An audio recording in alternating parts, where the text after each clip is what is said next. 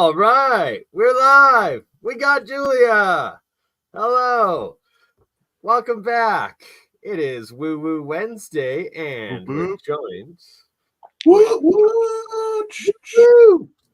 the Dorpa Stones tonight with Hans Dietrich in the top left, and Paranoid American, Thomas in the middle, Julia top right, next to me on the bottom, Shem Jacobs, myself, BurnEye, and it is alternative history, and we're getting into Hans's life adventures and the Dorpa Stones. Do you want to take it away a little bit to give a little, brief? Well, I want to ask first too, because you're just dropping, Dorpa stones, like everyone knows what the hell that is. And I certainly know. I'm an expert on the subject. For all the people out there that aren't experts, what the hell are Dorpa stones? So the Dorpa stones were found in a cave in 1938 by a cultural archaeologist who, in the mainstream research, goes by the name pt2, but this is not a Chinese name. And I think that through a transliteration, his actual name or title is Shifu Te, which basically means teacher or master. And so he was a teacher of archaeology. And so his team were in this remote region of China called Bayankara Ula. And in this region is Bayanhar Shan, which is a mountain range. This area is notorious for its high altitude caves. They've found in some of the caves ancient petroglyphs. They've found ancient artifacts, as well as mummified remains, like the Tartarian mummies, which are about 4,000 BC-ish. But in one of the caves, they discovered that the walls, ceiling, and floor were hewn straight cut out of the bedrock with incredible tolerances, using a technique and a tool that they have no idea in the 1930s what could have created this. And in the caves, they discovered both skeletal and mummified remains, beings, humanoids that were about 4 foot tall at best. Some of them had yellowish skin, remnants of blue eyes, slightly elongated skulls.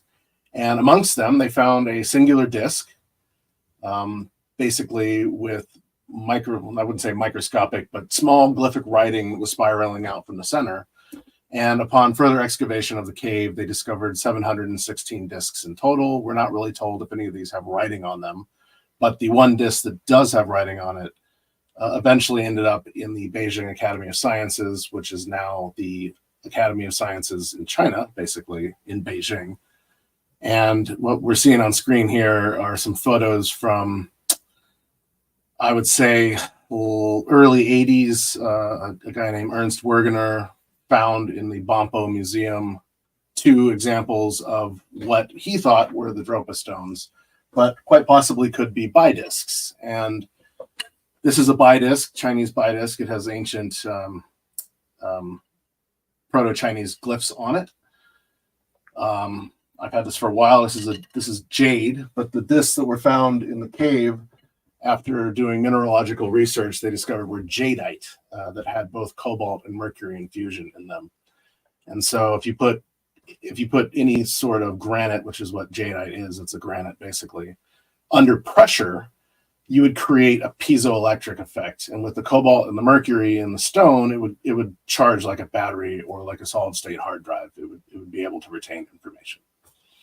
And so I've often wondered about this, and like all of these solid gold structures, all of the crazy crystal stuff, the crystal skulls and whatnot, and could they potentially be some sort of higher quantum computers from like the Atlantean, Lemurian, alien, just past civilizations? And especially with how we're getting into these microprocessors today, the solid state gold hard drives and these little tiny chips, why they had to melt the gold down immediately when they were occupying and genociding these cultures to destroy potential leftover technology.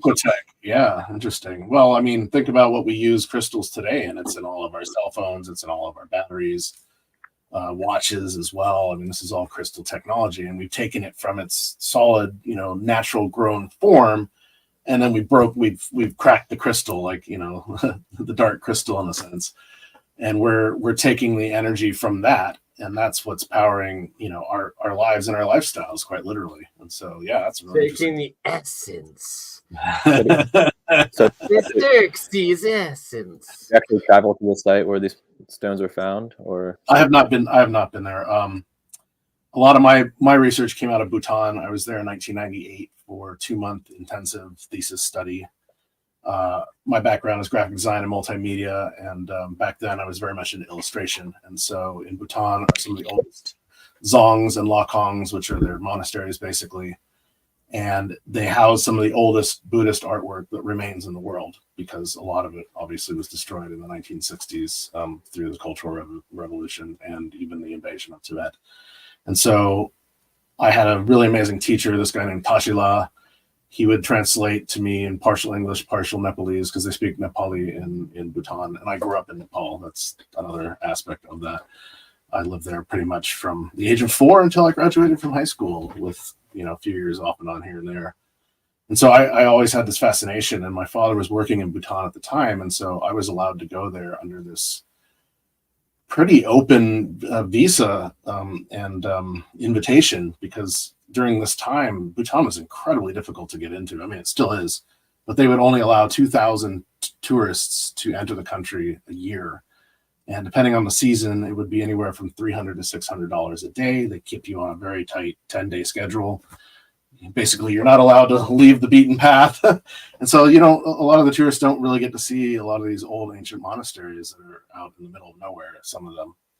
And so I went there, just like I said, to study the art on the walls, and Tashila started unfolding these really interesting stories about how in Bhutan they practice Nyingma Buddhism, which is very different from Mahayana Buddhism or Vajrayana Buddhism. This Nyingma has more, how would you say it, sorcery and magic and demons involved in their practice, basically. And so they believe, what's that? Occult alchemy, essentially, within it. Pretty much. And so they would get, I mean, a lot of the stories of levitation come out of Nyingma Buddhism. Demons and forbidden sex acts, and even ascended Tulku masters, who are these people that in their own lifetime have mastered meditational spiritual technology of astral projection. And you're talking about, have we learned how to fly yet? And so, yeah. Do you know if this is where Blavatsky was getting most of her stuff from? So she went into Nepal and northern India, and then into Tibet, looking for Shambhala, this hidden city deep within the earth. And do you know where Shambhala is? So it's interesting, because Alice Bailey believes that it's near the entrance to get down to it is near the city of Balkh, and Balkh is in Afghanistan. And so what happened in Afghanistan? Well, they destroyed those ancient Buddhist, you know, structures, and statues. I've done a stream on that, and I've got a whole bunch of pictures of them.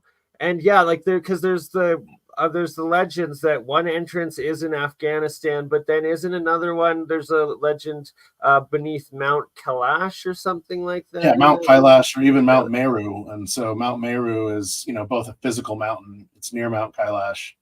It's kind of near the border of Ladakh, so it's northwestern Tibet. And Mount Meru is considered a dimensional portal, you know, in the Buddhist practice. And so it stems, like your chakra points, from the base chakra, the city of Shambhala, deep in the earth, this sacred city where the great Brotherhood of Light, or the Great White Brotherhood, live, and the great Buddha, king of the world. And also, we can get into the Sintamani stone and some of the other items that supposedly came from Sirius. And so there's this huge connection with this sect of Buddhism, and especially these ascended masters who mastered astral projection, because where are they going? They're going to basically ascend Mount Meru, go through the 7-dimensional layers of Mount Meru to its crown chakra. But then it's said that Mount Meru connects to Sirius by a rainbow bridge. And so this could be a metaphor of the Milky Way in the night sky in Asia, but in most of their depictions, it's this rainbow bridge. And so these ascended masters will basically go into deep states of meditation and either astral project their consciousness or their physical form to and from, you know, different realms, different planets, different stars, systems, basically different galaxies, and this is what they were doing. Portal through. Right. And Mount Kailash specifically is one of those pyramid peak mountains, just like Tum and Bosnian pyramids and so many others. And that this one video, it was like an occult, esoteric, like Atlantean freaking pagan video I watched like 15, 20 years ago. And it was like uploaded, it was clearly recorded on VHS, and it was like all these people in white robes going into like the Egyptian pyramids and doing like some crazy meditation, astral projection ceremonies. And it's like, are these pyramids potentially portal places? And oftentimes they also seem to be at like the intersects of like the ley lines and energy grid of the world. Have any of you been to Egypt? Not yet. Not yet. I've seen all the Mummy movies. I don't know if that counts or not. That's Hollywood. That's not Egypt, right? So in the metaverse, I have, right? I mean, tomato, my friend. Because Egypt wouldn't be what it is without the renaissance of like the 1930s cinema, right? Like we kind of like reshaped it into what we think it is today. Well, how many movies reference, oh, we went to Egypt and saw the pyramids, these great tombs for pharaohs, which they weren't. I've been to Egypt twice. Egypt is amazingly beautiful, but you get on the Giza Plateau and you're wondering, how old are these structures? I mean, quite literally.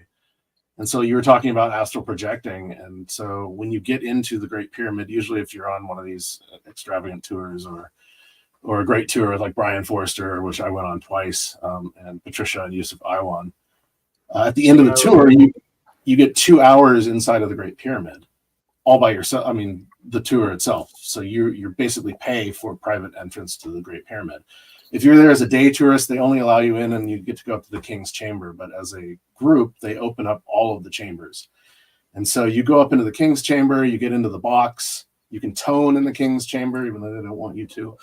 And the frequency in the King's Chamber is different than the frequency in the box. And so you get into the box and you're toning it like E, where the room tones it like F. I mean, they're slightly different. And you feel like you're lifting off and out of your body when you're laying in that thing toning. It's really fascinating. And then usually they open up the Queen's Chamber after that, and then the Subterranean. And I've seen the Queen's Chamber the first time I was there. I decided the second time I was there to bolt all the way down to the underground section. Basically, I call it the basement. But you go down there and it's very different. It's chiseled out of the bedrock. It's like 500 feet or more underneath the bedrock.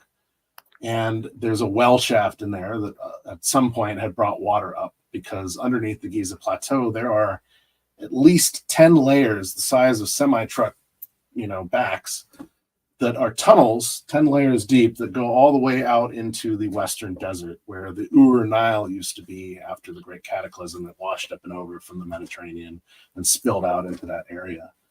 And so you go down into the subterranean area, and I'm there all by myself. I'll climb down the dead end shaft, which I don't think is dead ended because it's cemented at the end and there's a hole drilled through it. But I'll go down to the end of that and turn out my torch, shut off all. I mean, you can't get cell reception down there anyway. And I will meditate for however long I have before other people start coming down to that area in complete darkness. And you feel like you're in the middle of the cosmos somewhere. The only thing that you can hear is your own body's vibration. It's as close to astral projection, that I can experience on my own at that level. It was really an amazing experience.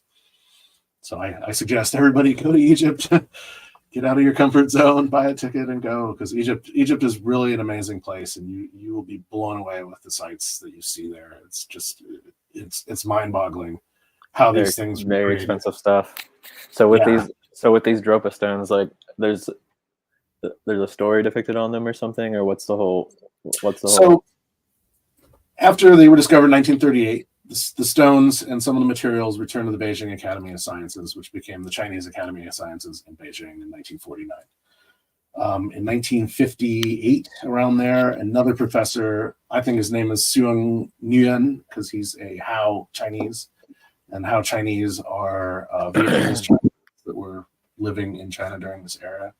But in the online story, he's called Sung Un Nui, which is not a Chinese name. It's not any name at all. And so he cracks the code on the disc. And basically, a lot of the skeptics of this story are like, how does he crack an alien code that's on this disc? I don't believe that actually what's on the disc is of an alien or extraterrestrial origin. I say that because the story that was translated, and you can find this in a 1964 publication called UFO Nachrichten out of Germany. It was a periodical that only lasted about 3 years. And basically, it translates to UFO Bulletin. It tells the story of the translation. Sung Nui or Seung Nguyen says basically that 12,000 years ago, this group of extraterrestrials called the Dorpa, they were humanoid in form, came to this remote region of China and crashed their ship from Sirius.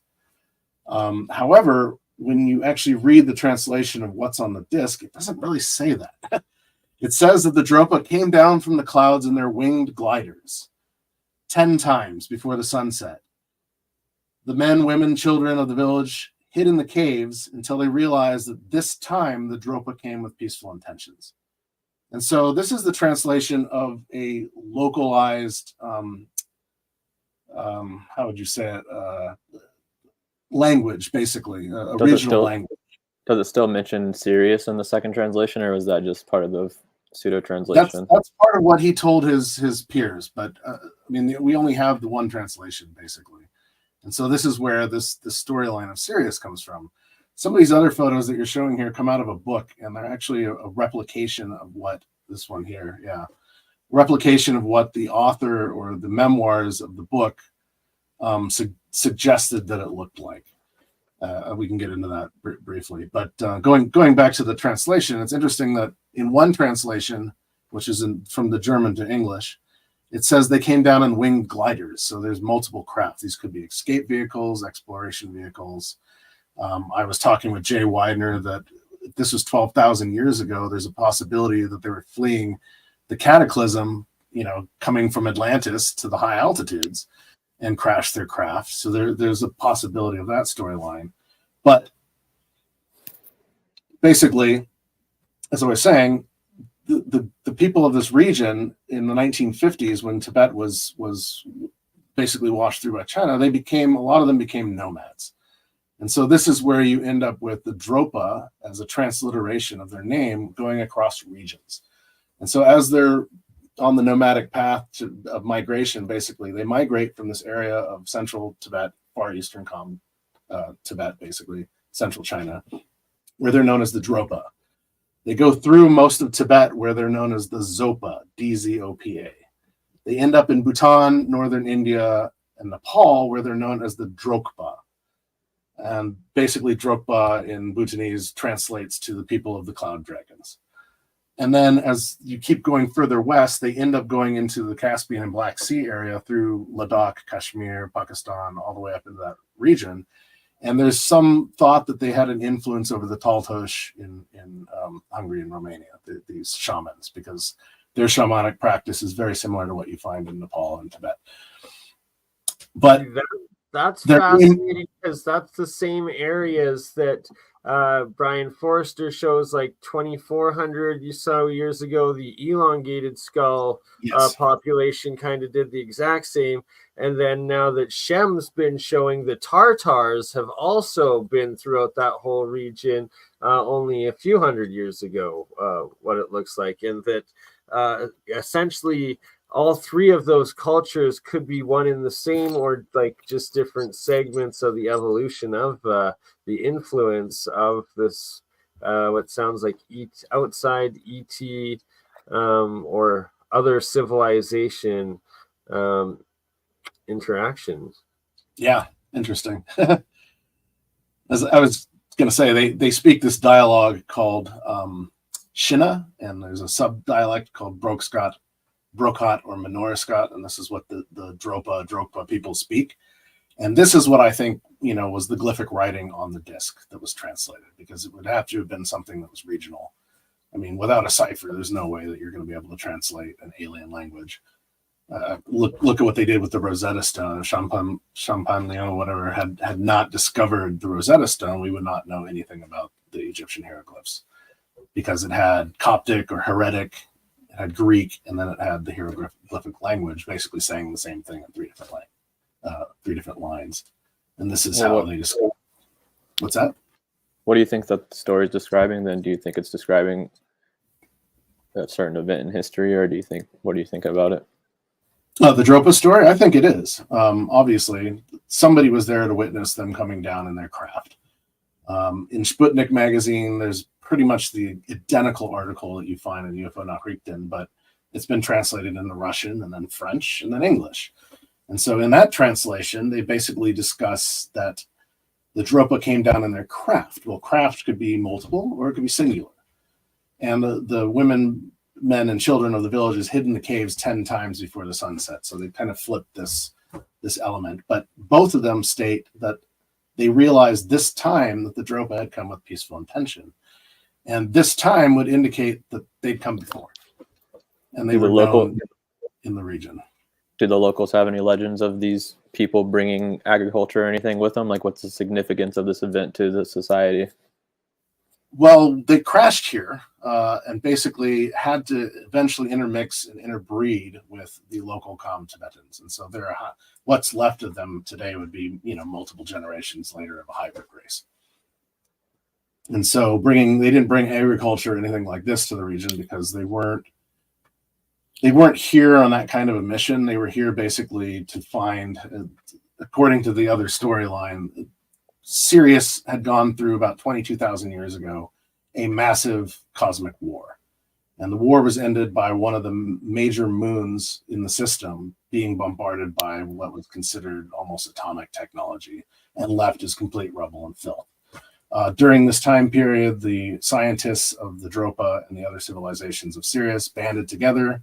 They started building these 2-3 kilometer long arcs or cigar-shaped like generational sleeper ships, and were setting out to explore other star systems in their local surroundings to see if they could find inhabitable planets that they then could colonize. And around 10,500 or 12,000 years ago, 10,500 BC, the Dorpa generational sleeper ship found our solar system and discovered that Earth was very similar to planets around, in their system as well. However, our sun was very different, which then changed the gravity. And so they sent out exploration vehicles basically to collect water, mineral, plant, animal samples. And while they were on the planet surface, they were attacked by the primitive humans in the region. And some of them died. Some of them, stayed behind because they were too injured to return on the trip. And the young warriors, of course, had their way with the young Dorpa women, or with the young human women. And then they brought back some of the dead humans back to Sirius as well. The scientists basically started discovering, oh my God, these people are similar in genetics to us. And there could be, after reading the mission logs, a human Dorpa hybrid population living on Earth. And so they sent out another generational sleeper ship, which arrived here on 1040 AD. And this is what crashed. They lost control of the vehicle, basically had to jettison their weapon systems into the South Arctic Oceans, and then they crashed in this remote region of Bayan Kara-Ula, Bayan Harshan mountain range. And they sent out exploration parties to find food, water, and shelter because they weren't acclimatized to this high altitude, very dry, very cold region. And some of these parties didn't come back. And I think this is what Shifute found in the caves, was one of these search parties, basically, that did not make it back. And the locals had buried them and told the story of the crashing of their ship. Yeah, because I'm sorry, go ahead, Bernie. Well, I was just gonna say that it's pretty parallel to almost the story of like the Nephilim and the Anunnaki, essentially, and potentially women. And when you bring in Brian Forrester's work with like the elongated folk, and if they're like one and the same as this alien humanoid, like I guess seed plant in. And then now, if Mike at Ancient or Alien Carving stuff, if the Mexican elongated UFO stuff with the angel wings and looking Proto-Sumerian Babylonian. Essentially, these are all different from opposite sides of the world, all telling the exact same story, essentially documenting this outside humanoid influence of these elongated folk coming in, and maybe they were the little folk, and we were the bigger beasts of the Sasquatch, some sort of apish Denisovians. Yeah, right. Like, well, that's interesting you say that, because I'm starting to do a little bit more research into the Homo sapien florensis, these hobbits basically that they were finding in Indonesia and other places. And my curiosity is there a relation to these people and the Dorpa? This is a huge question. And so these people they didn't really contribute anything to society. They just kind of mixed in, and it was just they just mixed in. They traded precious metals for basically seed and livestock to eat.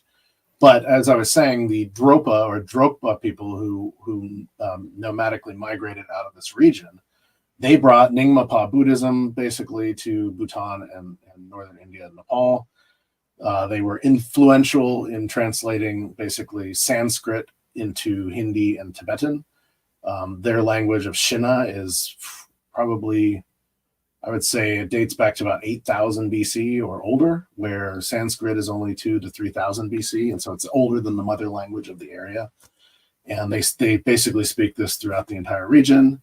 They were very instrumental in establishing the kingdom of Bhutan. Sorry, what was that?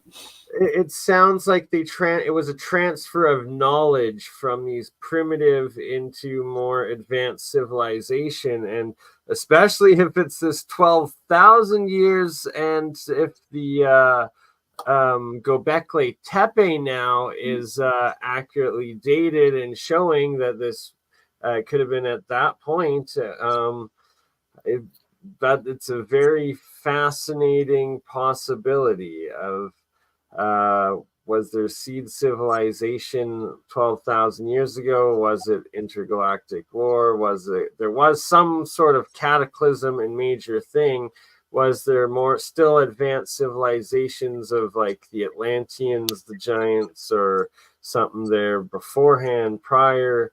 But whatever was left, something big happened at that 12,000, that half a precession time frame. Right.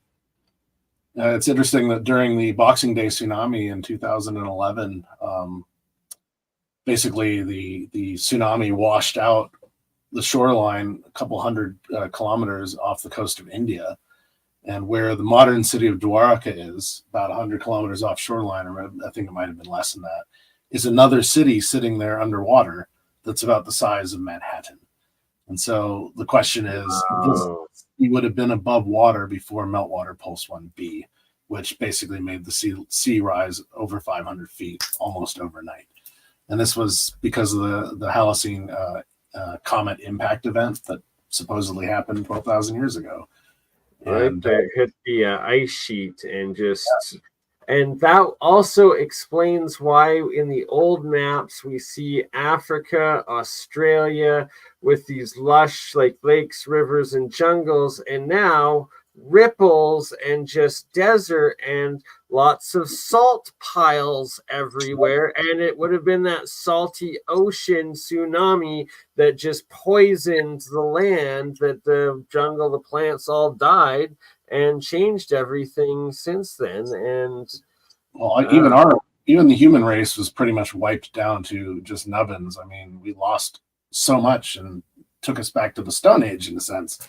And I think this is why quackademia, like a lot of these modern scholars and researchers, they don't want to admit that there was possibility of an advanced civilization prior to this incredible cataclysm, because in our history we were just running around with sticks and stones and bones in our hair. And right. Some of us were, but I don't just like some still are today, when we're supposedly at the most advanced we've ever been, and simultaneously we have these indigenous tribes still living off the land in the jungles with no contact with modern society whatsoever.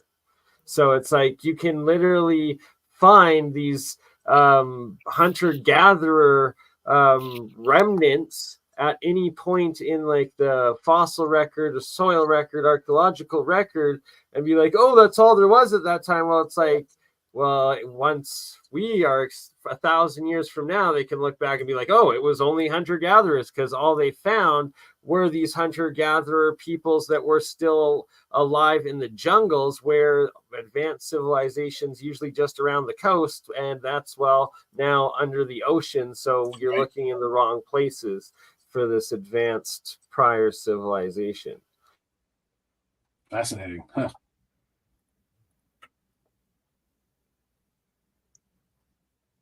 Thomas, any thoughts? We were playing chicken there for a second. Who's gonna drop the mic first? I mean, honestly, I'm more of a learner in all this space because it's all brand new to me. I actually like the specific like American aspect of it. You guys were talking about Tum Tum. Like, what's the background on Tum Tum? I know it from Three Ninjas. That's the only time I've ever heard of Tum Tum. So I posted a while ago about Mount Tum Tum, and a friend of mine, this guy Sean Mooney, was like, dude, I live right near there, and I've been up it several times, and I've only been there once. But when you're driving up the valley to this thing, it's a pyramid. It's terraced. My friend Song and I bushwhacked all the way up the eastern slope without going up any of the roads or trails that are on it. It's been used for forestry projects in the past, but the way it's terraced is very old. And as I said, the Native Americans used this as a landmark for trading post. And basically it's considered a cinder cone. But if you look at, some of the structures that they found in Central America, when they started digging down 10 feet, all of a sudden, here's this amazing pyramid of the sun or the moon that once was a hill that looked much like this. And so, yeah.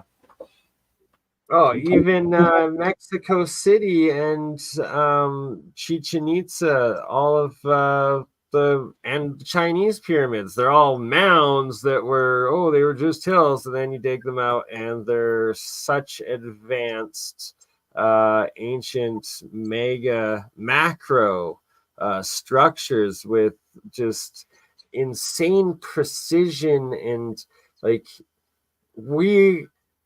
today we aren't building mountains. The best we're doing is mining a few mountains and like tearing them down. But to try to claim that these are natural or that we could replicate them today, it's just nuts. And we're finding more and more of them here. And you're saying Sam Osmanovich is there right now as well? Or just I'm not sure he is still, but when we left, Julia and I were at Alien Event in September in Las Vegas.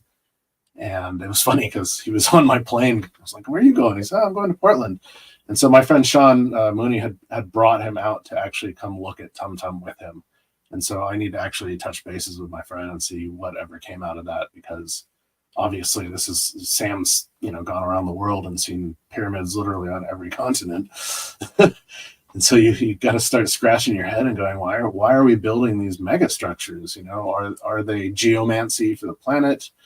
Are they, creating mind, body, spiritual practices, stuff like this? Who knows? I mean, it's fascinating. Well, so much, right? And like Sam's shown like the excavations they've done there over the last 20 years, or I guess 15, 20 years now, and like the prime waters, the different tunnels that it's pretty much identical to Göbekli Tepe, of how it was intentionally covered up and sealed, and that they've been able to date, like, I believe, some organic matter in there at like 20 or 30,000 years that they found like in the water, but then in like the rubble they found other organic matter that was like 11 or 12,000 years, that shows that like someone intentionally sealed these tunnels of the Bosnian pyramids around the exact same time as this cataclysm, was the exact same time as what happened at Göbekli Tepe, and that there's Sam has also gotten all of these different science, electrical engineers, EM equipment to measure the different fields coming out of the thing, and found that there's different beams as well as scalar waves, both coming out of it as well as inside the tunnels. So there's definitely stuff to it. Shem, what do we got here? When you stack all those crystals together, you're definitely going to get a get a reaction. You're talking about that Tum place, so I just thought I'd share this real quick. This is a book. It talks about Mongols potentially being in America from 1833. Wow, interesting. And it says here that there remains not a doubt but the Mongol Tartars found their way from China to the west of America in shipping. The voyage is not so great as it to render impossible as that a French vessel in the year 1721 sailed from China and arriving at a place called Valle de Nandras, which if you look that up, it just goes to a city in Mexico. I'm not sure if it's the same location. The Phoenician letters were known among the nations, which is true. The Mongol script is based on Phoenician. You can look that information up. If therefore they found their way to South America, we at once account for Phoenician characters found in caverns and cut into the rocks of the country. A description of what is supposed to be a Chinese Mongol town to the west of latitude 39, longitude 87, called by themselves when first visited by the Spaniards, Talameco, is exceedingly curious and is situated on the bank of a river running into the Pacific from a territory now called Oregon. So I just want to share that real quick. But back to the Dorpa stones. You made it. Your Phoenician characters really quick. Oh yeah, go ahead. I can remember the question. Go ahead. In Bolivia, they found the Magnafuente bowl this farmer was using it to feed his pigs, and in the inside rims of it are two different types of Phoenician script. And Sumerian, yeah. Yeah, there's also a statue down there that has it all over it. So I've never put the Mongol connection together with that. That's really fascinating. What was the term Mongol is misleading. Did he have a story behind that? Like, how the hell did his pigs end up eating out of like Sumerian tablets?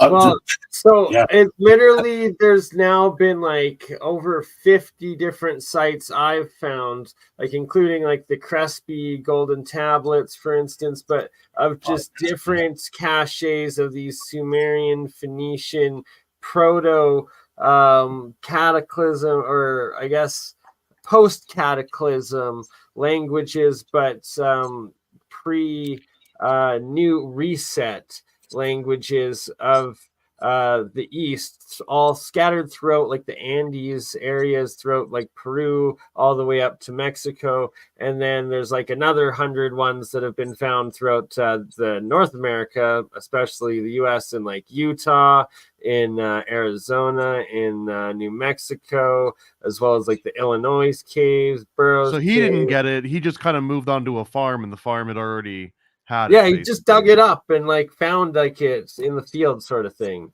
And yeah, then I guess they actually found there's pyramids right next to where the Magnafuente bowl was found, and that it's actually been documented now that the locals have been like digging it up and selling it, and there's been over like 50 or 500 actual new artifacts with the Sumerian, Phoenician inscriptions on them come out of the pyramid next to it, but none of it documentally official, because we can't acknowledge this pre-Columbus influence of cultures in the Americas, right? So this kind of, Sam, you wanted to ask a question. Sorry. Oh, it's all good. I also have another book that talks about the first Inca being a son of Kublai Khan, potentially, which I found very, very fascinating. But it kind of ties into what you guys are talking about anyway, so they're talking about finding this language all around the world. You mentioned earlier that with the Dropka people, they were able to help translate the Sumerian language, and that ties into the legends in Sumeria with the Anunnaki, correct? Because the Anunnaki are other space travelers who brought this alleged language. So I just think it's a weird connection between the two cultures, especially since you mentioned earlier the Sirius connection, and Sirius being associated with the god Dionysus or Zeus, because they can be interchanged. Dionysus or Osiris is known as the gift of Sirius to some ancient sources. I believe in Diodorus of Sicily or Herodotus it's mentioned. So when you're describing this gift coming from Sirius, it's almost like I'm trying to figure out which one is the allegory, the story of the people, the aliens, or the Dionysus story, because both of them are coming from the same type of area. I don't know, because Dionysus is the head of the mystery religion, which sounds similar to the religion you were describing, the Buddhist religion that these people had. Well, it's interesting that in this, around 20,000 years ago, here's this date again, supposedly 4 gifts came from Sirius and were brought down from Mount Meru and then stored in the city of Shambhala for safekeeping, basically. And one of them was a piece of a meteorite. Can you show them? Can I highlight you and you go over the 4 gifts again? Because this is epic stuff. Oh, yeah, totally. So the four gifts basically... Go grab the other one. Put Hans on the spot. But sitting here. So 4 gifts came from Sirius. The first gift was called the Sintamani Stone, or I've heard it pronounced the Chintamani Stone. And it's basically a piece of Moldavite or meteoritic glass that had come from Sirius. Obviously, it came and was placed in one of these boxes of holding. The Sintamani Stone is probably the most well-known of the 4 gifts of Sirius, because it's been sought after by mystics and religions and empires forever. It grants its possessor incredibly long life and prosperity. The second item in the box is known as the Vajra Dorje, and so it's a 4-sided lightning bolt. And the 4 sides represent the 4 elements. They represent the 4 cardinal directions and what they would call the 4 winds, which were these Buddhist deities, basically. And it was probably one of the foundational stones for Vajrayana Buddhism, as it's the Vajra Dorje. The third item in the box, what's that? The second one, when you hold it, do you feel like an energetic charge? Because that, like, when I make my coils and like hold them, it's almost pretty similar geometry. And that also when you like spin, I find when I spin like a wand thing towards the coil in one hand over the other, you can like generate this chi or like the heat energy. It's fascinating stuff. And now that I see that in your hand, so what I was doing is the Keshi technology, but essentially the same sort of. Are we talking about ancient technology fidget spinners right now? Pretty much. But godly ones that when you're spinning it, it creates a plasma field, and then you can do whatever, right? Usually what you see are the 2-sided dorjes. Yeah, so if you spin the 2-sided one in one hand over the 4-sided one in the other hand, and it's like when you're going clockwise, you're taking negative energy or putting positive energy in, and anti-clockwise, you're taking negative energy out, sort of thing, is the way this energy healing stuff works. It's pretty woo-woo for some out there, but when you feel it and actually manifest it, and then can actually experience the transfer of that energy with other people through space-time, and then confirm it the next time you're together, well, then you realize it's a whole different realm out there. But let you get back to number 3, Mr. Hans. So the third item in the box is called the singing bowl, or Buddha's singing bowl, and when it's strummed and oscillated, I have a bigger one in the other room, which probably works a little bit better than this one.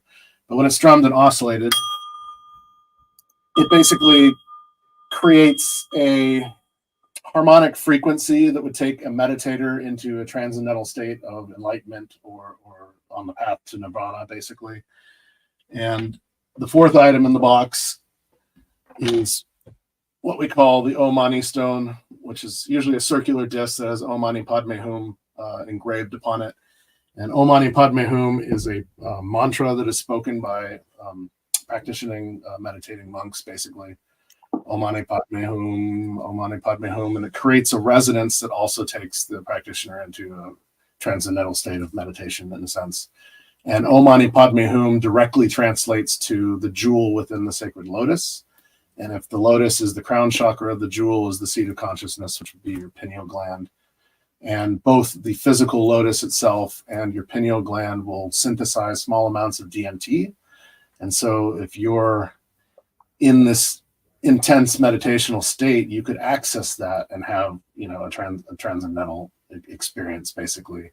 And this kind of dovetails into some of Julia's work as well, because this is where Soma or Amrita basically, comes out of. And it's I always do comparisons to movies. It's really interesting that the main cash product in the last Avatar 2 movie was called Amrita, and they were pulling it out of these giant whales that were on the planet and selling it for billions of dollars because it would cure everything. And so I find this really, really fascinating that this is something that, if you're in these deep practices that you can access and tap into. And so, those are the 4 items in the box. In the box. I can't help but suspect that those 4 gifts are 4 pieces of like supreme antiquitech of like the demigods or these foreign species, alien race, whatever they be, and that it's hints and it's occult hidden knowledge of how the Vahimana worked and the different, right? Like this is from my book. In here to figure that out on the next one. I'm assuming these are repros, right? Or are these like legit? Oh, the ones I have, no, these are my own. Obviously, this is not a piece of Moldavite glass, but I mean, I have. All right, you weren't in like Operation Iraqi Freedom and came home with some souvenirs. Quiet now. You said that pieces that are part of my collection that I've collected over the years. You said you grew up in Nepal from like 4 till high school. From 1981 until I graduated from high school in '95. Yeah. So what was? I lived in DC for a couple of years, and then in 2003 I moved to Calgary for a year. My father was teaching at University of Calgary. So yeah. They got hockey team there, don't they? No, I'm just kidding. I know every place in Canada. I'm just curious, like, did you see any overlap? Like, how much Western culture, like, were you absorbing between 4 and high school, and then when you actually came to the actual West, like, did you see like, oh, you guys got that from here, or This is an interesting story. So I went to school, international school called Lincoln School. There's basically around 300 students, kindergarten through 12th grade. It's one giant family, 72 different nationalities, and so I'm considered. Is it a cult? No, this is the international school. I mean, the other ones in the region are part of what we call a South Asian School Association called SISA. And so the American Embassy School of New Delhi has about 1,000 students. Uma Thurman went to school there and graduated from. Sounds like a cult, dude. It was sounding good until you said that. Your father is big into Buddhism. There's a school that has about 800 to 1,000 students in Islamabad, Pakistan. There's one in Karachi, Pakistan. There's one in Lahore, Pakistan. Interesting name. There's 2 other private schools in India. One is called Woodstock, and the other one is Kodaikanal. Then there's a Woodstock in India. Yeah, it's a private school. Then there's the international school in Sri Lanka, the international school in Bangladesh, and the international school in Rangoon or Yangon in Myanmar, Burma, whatever we're calling it these days. And so we would all get together and do cultural exchanges or play sports, all sorts of this. We're all considered third culture kids. So we're born to one culture, we're raised in another culture, and through that other culture, we basically experience the world.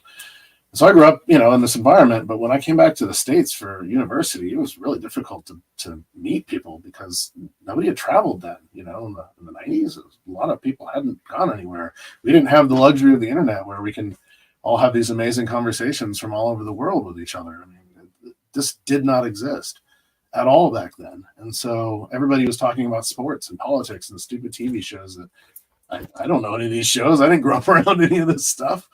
And so it was hard to even have the energy conversation with somebody. Right, like, I'm looking for the entrance for Inner Earth over here. What the heck are you talking about for throwing a ball around? Like, well, the other side of that was my portfolio getting into university. I wanted to be a comic book artist. I didn't realize I was going to go into design at that point. I was really into comic books, and so my whole portfolio was all the comics I'd drawn.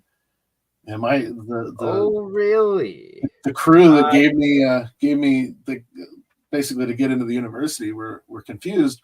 Why I didn't draw any of the temples or palaces in Nepal? And I was just like, do you draw McDonald's when you walk by it? Because I walk by it all day long, and to me, it was just part of what I was growing up around. It was part of the culture, and so I didn't really think of that. I was trying to become a comic book illustrator. So, yeah.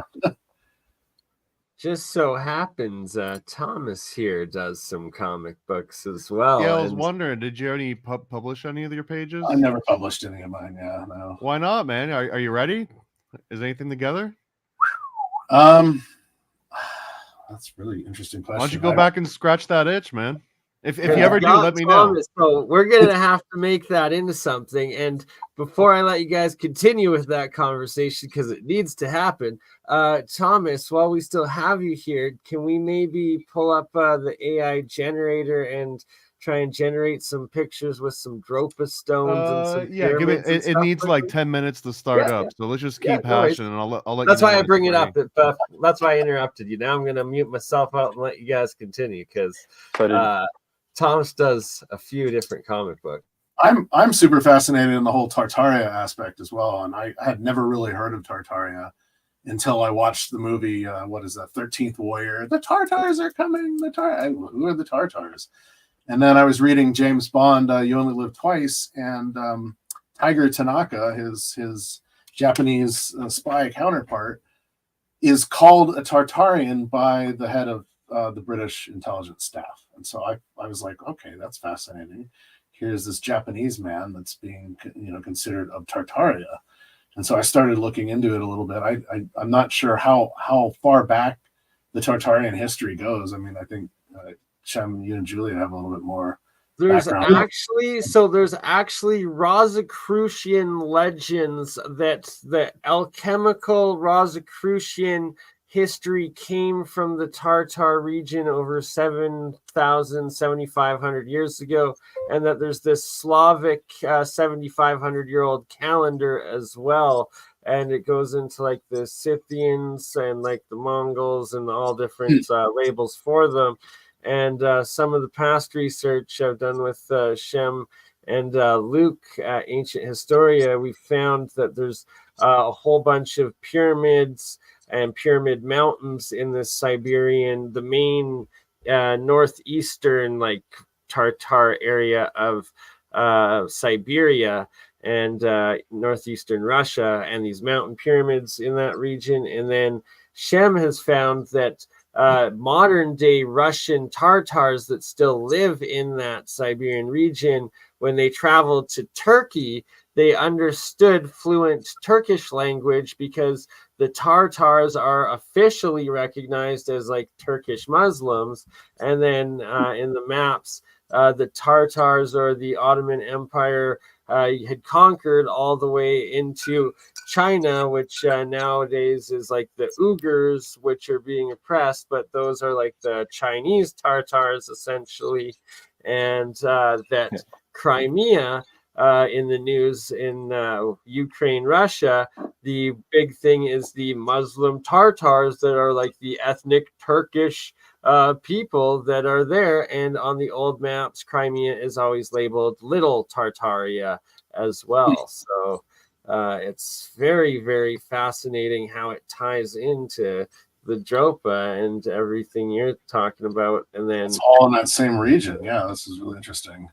Speaking of the pyramids, aren't there's like two pyramids at the port entrance in Vladivostok or something like this?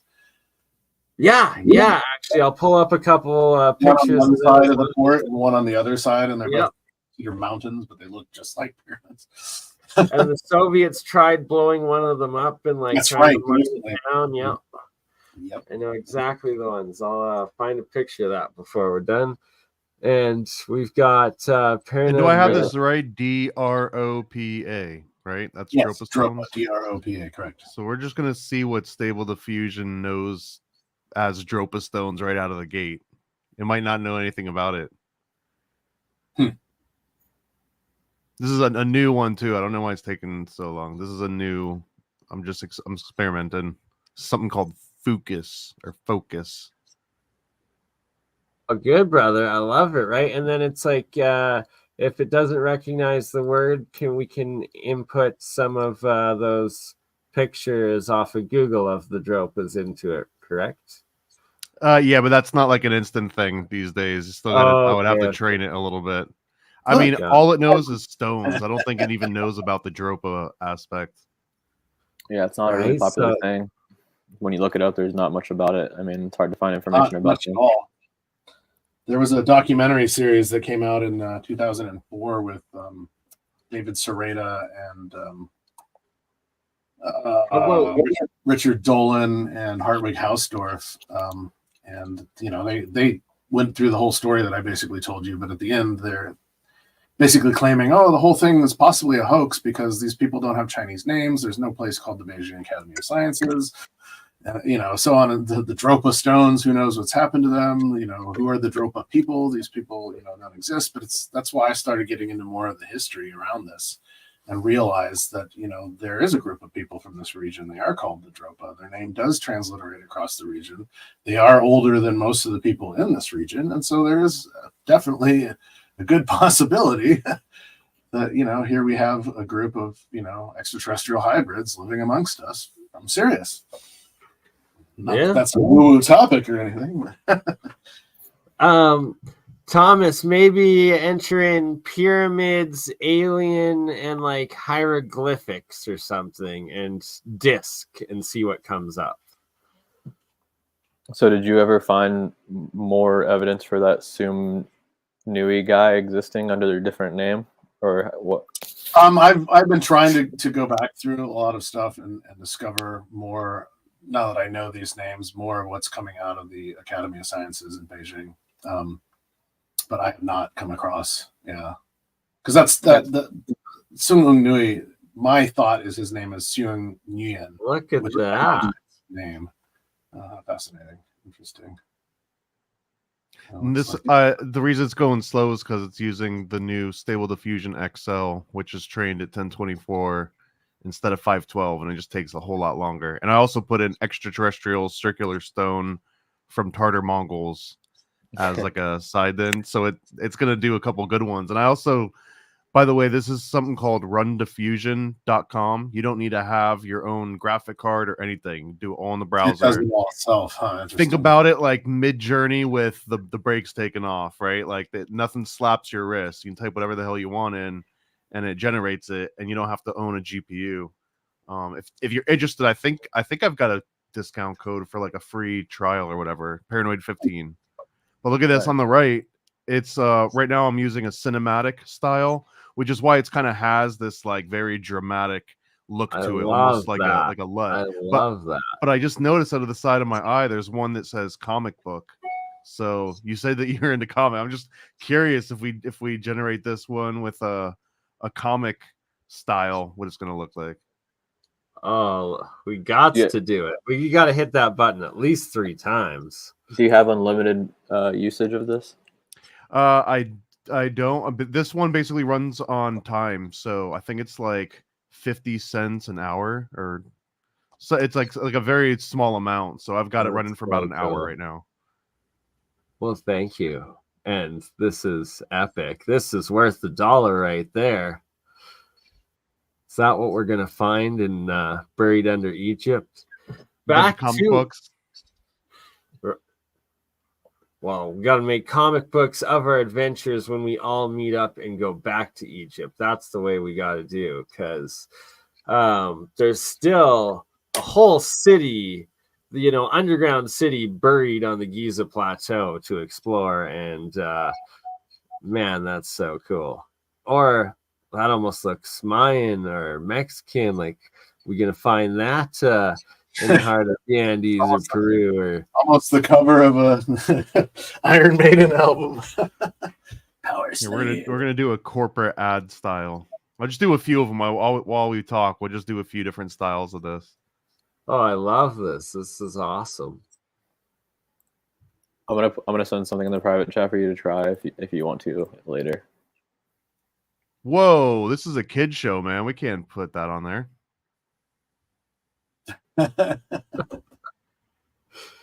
What is it?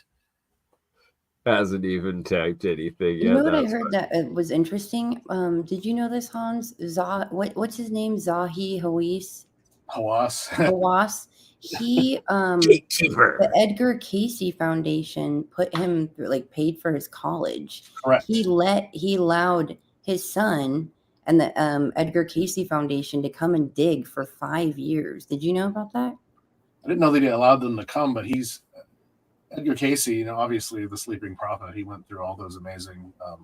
Yeah, but the foundation paid for Zahi's. Well, right, and they funded him to go to school along with Mark Lehner, and both of these guys are very adamant that Atlantis never existed and nothing. The pyramids aren't as old as we think that they are. And he let them dig for 5 years. He got into a really bad argument with Graham Hancock in Egypt. Oh, that was the scene. Yeah. Hawassi's a gatekeeper there, right? He doesn't let certain people work there. He's an interesting one. He obviously doesn't work for the antiquities department anymore, but nothing happens there without his say, and so it's just like when I heard he let them dig, it kind of made me actually like him a little bit. It kind of gave me a little bit of respect. What came from when I heard that? Huh? That's the question. Whatever came from that is the question. He won't. I don't even think he really admits it. I think part of that could have been when they discovered the Osiris shaft, because he was down there with a bunch of people pumping out all the water, because it had the groundwater had basically filled up the fourth chamber down. And in that chamber is this, I can't remember the name of the stone. It's a green stone that comes from Lebanon or Syria. And it's what they call a sarcophagus. It's basically a box with a lid on it. And nobody knows how they got this box down there, because it's one solid piece, well, two pieces, because the lid is the second piece, because it doesn't fit down any of the shafts, and there are no other shafts in the structure. There's a tunnel-way that goes down to the right, but it wouldn't fit down that either. I mean, you wouldn't be able to move it through. And so the ultimate question is, how did it get down there? Who put that down there? And so this whole area, I mean, I'm really glad that tourists can finally go into the Osiris shaft, where for years they weren't allowed to go down there at all. But this is where you start seeing that there's 3, 4, 5, 6 layers deep that keep going underneath Giza. And it's interesting structure for sure. We were talking about the black fluid that was found beneath the pyramids. Right. You say black fluid? Mm-hmm. Yeah, a friend of ours, Brad, also was on a show yesterday that they were talking about black goo. Anyway, sorry, Julia, cut you off there.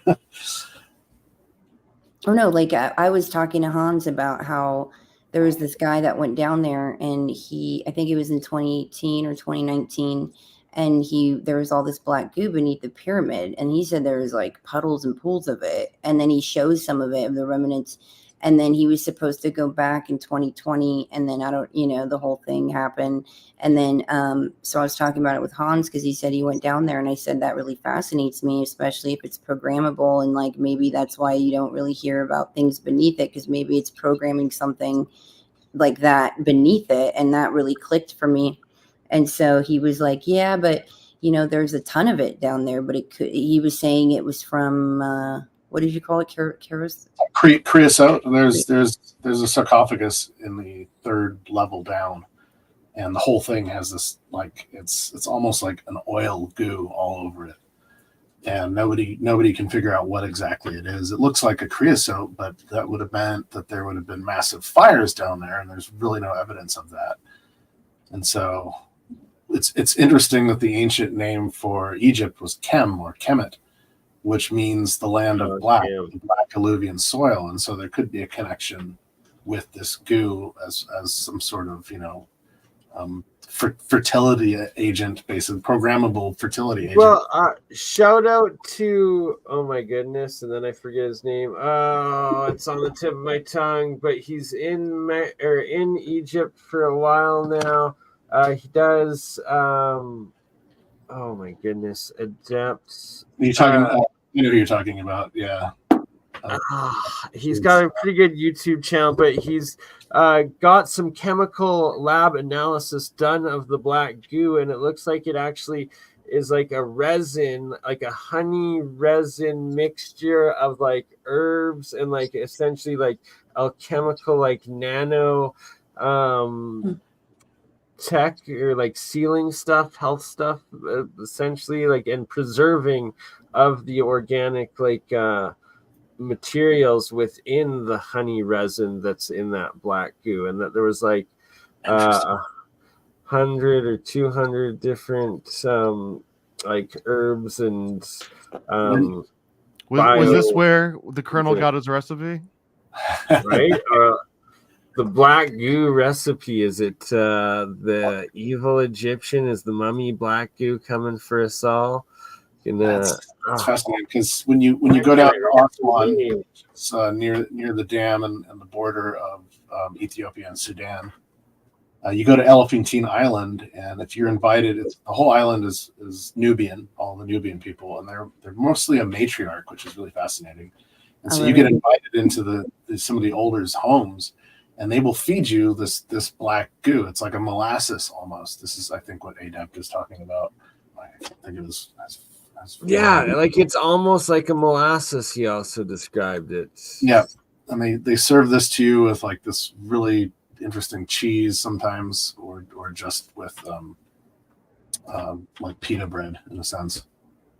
And then obviously you drink the black tea. And Hans, what were you saying about the ones we were talking about? Well, I brought up psychic surgeons, but you were talking about the ones that like suck it out of you. So yeah, no, in Nepal, you can go to these Tibetan shamans, and they will like bite into, if you're having ailment or anything, they'll bite into your shoulder area. Vampires, right? And they suck out this. It's the gnarliest black like stagnation blood you've ever seen in your life. And when I was in a car accident several years ago, and I ended up getting deep tissue Chinese acupuncture, where the needles are like 5-6 inches long. And I found a practitioner here that would do it, and she would probe my muscles and then leave the acupuncture needles in, and then add electrostim to them, so it would pulse and shock my muscles. And when she would pull them out, there would be this black goo that's coming out of my shoulder as well. So I've always been fascinated by where is that, and what is it, and why is our body holding it and producing it. Are we talking like the movie Prometheus right now? Black goo? No, I've actually heard of that and seen it a bit in like the Eastern energy healing stuff. Like psychic surgeons. Like, yeah, it's actually nuts. It's like you're just pulling your own, like manifesting and like putting and dragging all the negative energy into this black goo thing that comes out as like this little dead blood clot. It's tar. Yeah, it's crazy. And then you see it a lot in Chinese movies, actually, that I've been watching on Netflix recently, dubbed. I've actually seen that twice portrayed in their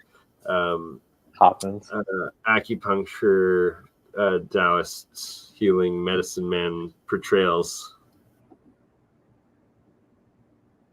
Have you seen the ultimate new Chinese movie, Meg 2, which I think is just China trying to dominate culture? Like they want to move in on the American way of culture. What's it called? Meg 2? Meg 2, which is a sequel to Meg 1, which you probably assumed. And Meg is short for mega shark, and they found this like deep water reserve. Like they basically punctured this area of the water where it was like just turned black all of a sudden, and in these depths are like these huge almost like dinosaur, like Paleolithic, shark creatures. And once they like sniff humans, I guess it's like they follow us, like, oh, new food. But the whole premise is that the United States and China, we team up and become best friends. and like everyone's like ribbing each other, and like, you know, we're like a buddy cop movie, but we're also exploring like these ancient depths where there's like monsters and like all these unknowns. Interesting.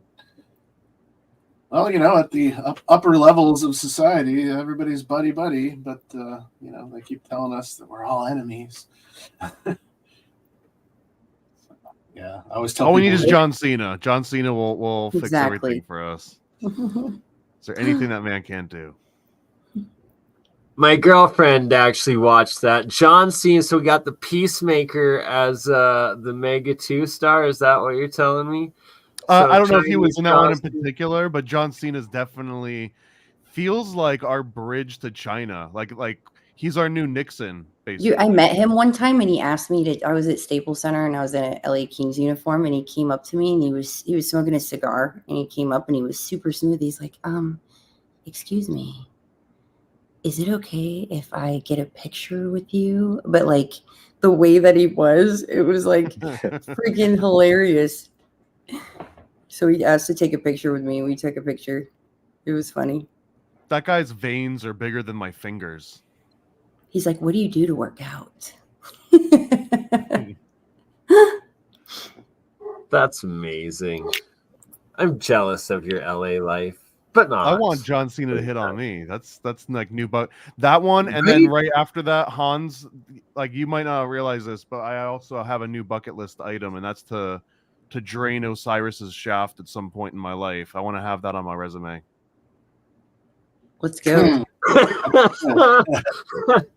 Right, we have to go to Egypt together to get on a project to drain Osiris's shaft. It sounds like a two-man job, at least. Oh yeah, well, you know, you gotta have the reach around. Gotta get to that black goo. We're gonna hit up the Edgar Casey Foundation. In the story of Osiris, you know, he gets chopped up by his 12 disciples, and they remove his junk and throw it into the river, and a fish eats it. And so Isis then comes and basically pieces him back together like Frankenstein, and has to find his Jed pillar, basically his Osiris shaft. And so it's interesting that this whole this whole area is you know, the land of Osiris, or Boo Wizard, which was another name that he had gone by, Boo Wizard. And this is where the word wizard, in a sense, comes from. There's I didn't know that the Green Man is like supposed to be Osiris for a long time. Because Osiris is the same thing as Dionysus, and Dionysus or Bacchus is the Green Man. But interesting. There's another Osiris myth that his brother is the one who actually killed him, Set, or the Red Man. Right. Mm-hmm. And Quetzalcoatl, like, I didn't know Quetzalcoatl had like a twin brother, Exotl or Sotl. It starts with an X. And he has that similar story of like where they took his eye, and it's very similar. That twin goddess, or twin god and twin goddess myth is pretty much a worldwide phenomenon. And you look up at the stars, and with every star there's an A and a B, so it's kind of like, you know, like, well, are we duplicates of our higher self? You know, is there like twin souls, like that duplication, you know, twin thing? Something that ends up in the movies as well. I mean, how many movies do we see where we have binary star systems? Star Wars. I mean, that's yeah, the sun, the black sun. wink to that. Yeah, definitely. Everything is a binary system, and so. Well, you said something earlier about your master's. It was in relation to the Dorpa stones, or was it something else? Am I confused? It was my thesis. So my thesis was on Buddhist cultural mysticism, and through it, I was basically learning about the art and architecture of Bhutan. And my teacher, Tashila, started realizing, you know, what he was teaching me. And he took me into different rooms in specific lakongs that have some of the most amazing wall art you'll ever, just beautiful wall art. And in one of the depictions, it's the depiction of Druk Gyalpo, this first cloud dragon king of Bhutan named Jurgen Wanchen. And in the procession of gifts leading up to him, in the far right corner, is this little tiny Dorpa, basically, wearing his leather outfit. They wear these spider caps. It's like felted wool that have 4 or 5 tendrils that come off of them, and it helps wick water and moisture away from their face because, you know, they're in the upper passes a lot. And the monsoon in this region is just quite torrential sometimes.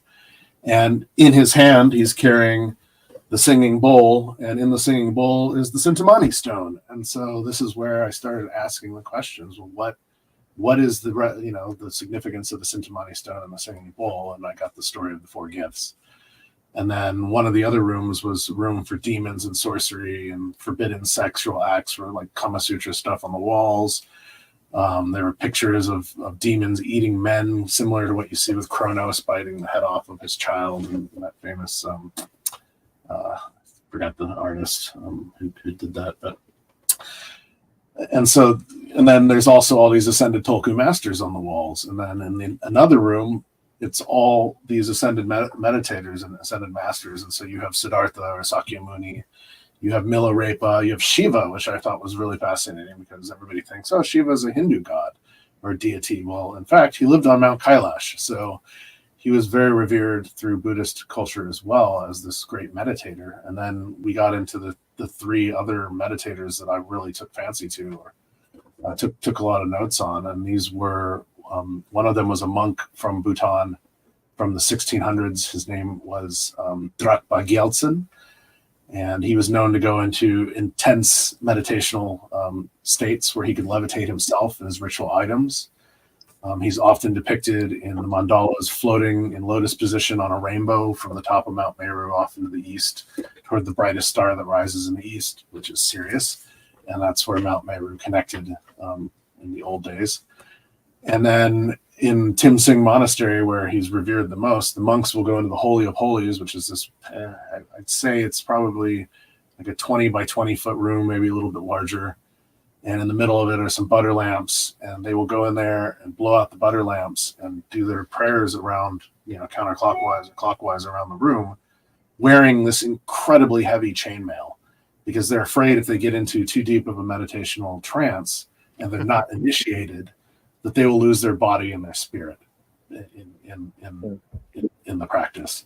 Really? And so then I learned about Mahabad Galgyana, and he was a disciple of Sakyamuni. Sakyamuni is what they call Siddhartha in the East, basically. And we're told here in the West that Siddhartha is, he's the first, Buddha, but in reality, he's probably the 1,000th reincarnate of the great Buddha. He's more well known because he became a bodhisattva during his lifetime versus becoming an astral form, and he stayed through compassion to help people through suffering. And so Manjusri Mahamad Galgyana is a disciple of Sakyamuni, and one day he decides he's going to ascend the dimensional plane of Mount Meru to its summit, where he wants to hear the beautiful voice of the great Buddha from there. And once he gets to the summit, he hears Buddha's beautiful voice, and he asks, can I have the permission to travel across, the stars to the realm of Sirius, basically? And so he's granted the meditational spiritual technology. He astral projects himself to Sirius. He's met by a race of giants there that think he's a small bug to be crushed. One of them, their bodhisattva there, recognizes him as a disciple of Sakyamuni and asks, will you pray with us, meditate with us before you return back to Earth? And so he does, and he comes back, and he basically becomes a bodhisattva himself. He's known to also be able to fly and anthropomorphically shapeshift into other people and creatures and beings. What's the most famous animal he turns into that you can think of? Probably a bird, I would imagine. Yeah. Because if he's able to fly, then there's what kind of bird? Some sort of avian. Good question. Well, in that region are a lot of what they call Egyptian eagles, which are they're condors, basically. They're scavengers. They call them, Egyptian vultures, but they're kind of like an eagle or a condor. And this is what they feed when they do their cloud burials. So when a monk dies, they will take him up into the caves and put them in a seated position, and then the birds will come in and basically eat. I found that interesting. The guru that talked about Mount Kailash and going there and laying certain other monks down, and then it was like something entered them and took over. Like they would wait for a certain time, and that they would talk about ships coming in and out the area, like UFOs, and basically talking about the things that they could able to do, like they got into this trance state, and then the water started boiling. You guys know what I'm talking about? I missed you the cut very out last for part. like 5 seconds, right towards the end, right before you I talked cut about out? boiling water. Yeah. Oh, I'm not supposed to say it then. Oh, yeah, they put a like boiling water behind the man and like had him in a certain trance state, and it started boiling it. But they're basically talking about allowing something to enter it, possess it, and that's I found The and water it's or right, the man? both. It's like, well, it enters the man and then affects the environment around it, but it's right. They went right in Mount Kalish, like right there, and did it there. And they talked about like entities and things that come in and out of there all the time. Certain shamans and monks will go into, obviously into trance and invoke spirits that have come through them. So that's interesting. It just makes me think when you're talking about levitation like that, I was just applying that of like, wait, what's going on here? Well, you reach a specific range of vibration yourself, and that I believe is the energy itself would be what you could levitate with. But there's stories coming out of the region of monks blowing the long horns and basically moving boulders up the sides of mountains.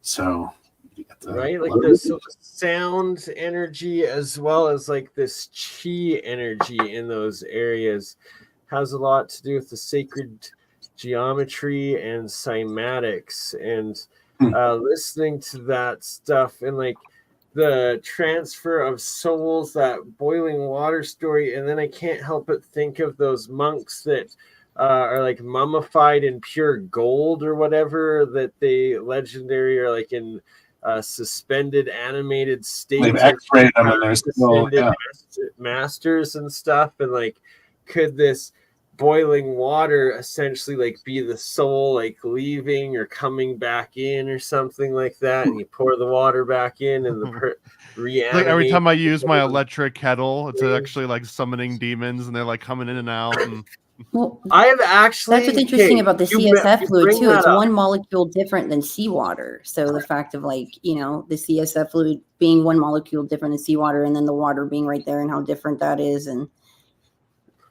well, and I wish we would have started here, but I gotta go, guys. I love all you. It was an awesome conversation. Have a good night, man. We'll have to continue this again, but enjoy without me, guys. Thank you, Paranoid American. Amazing, brother. And the pictures you generated tonight, will they be available on your free section of your Patreon as always? Sure. Yeah. Sure. Twist my arm. All right.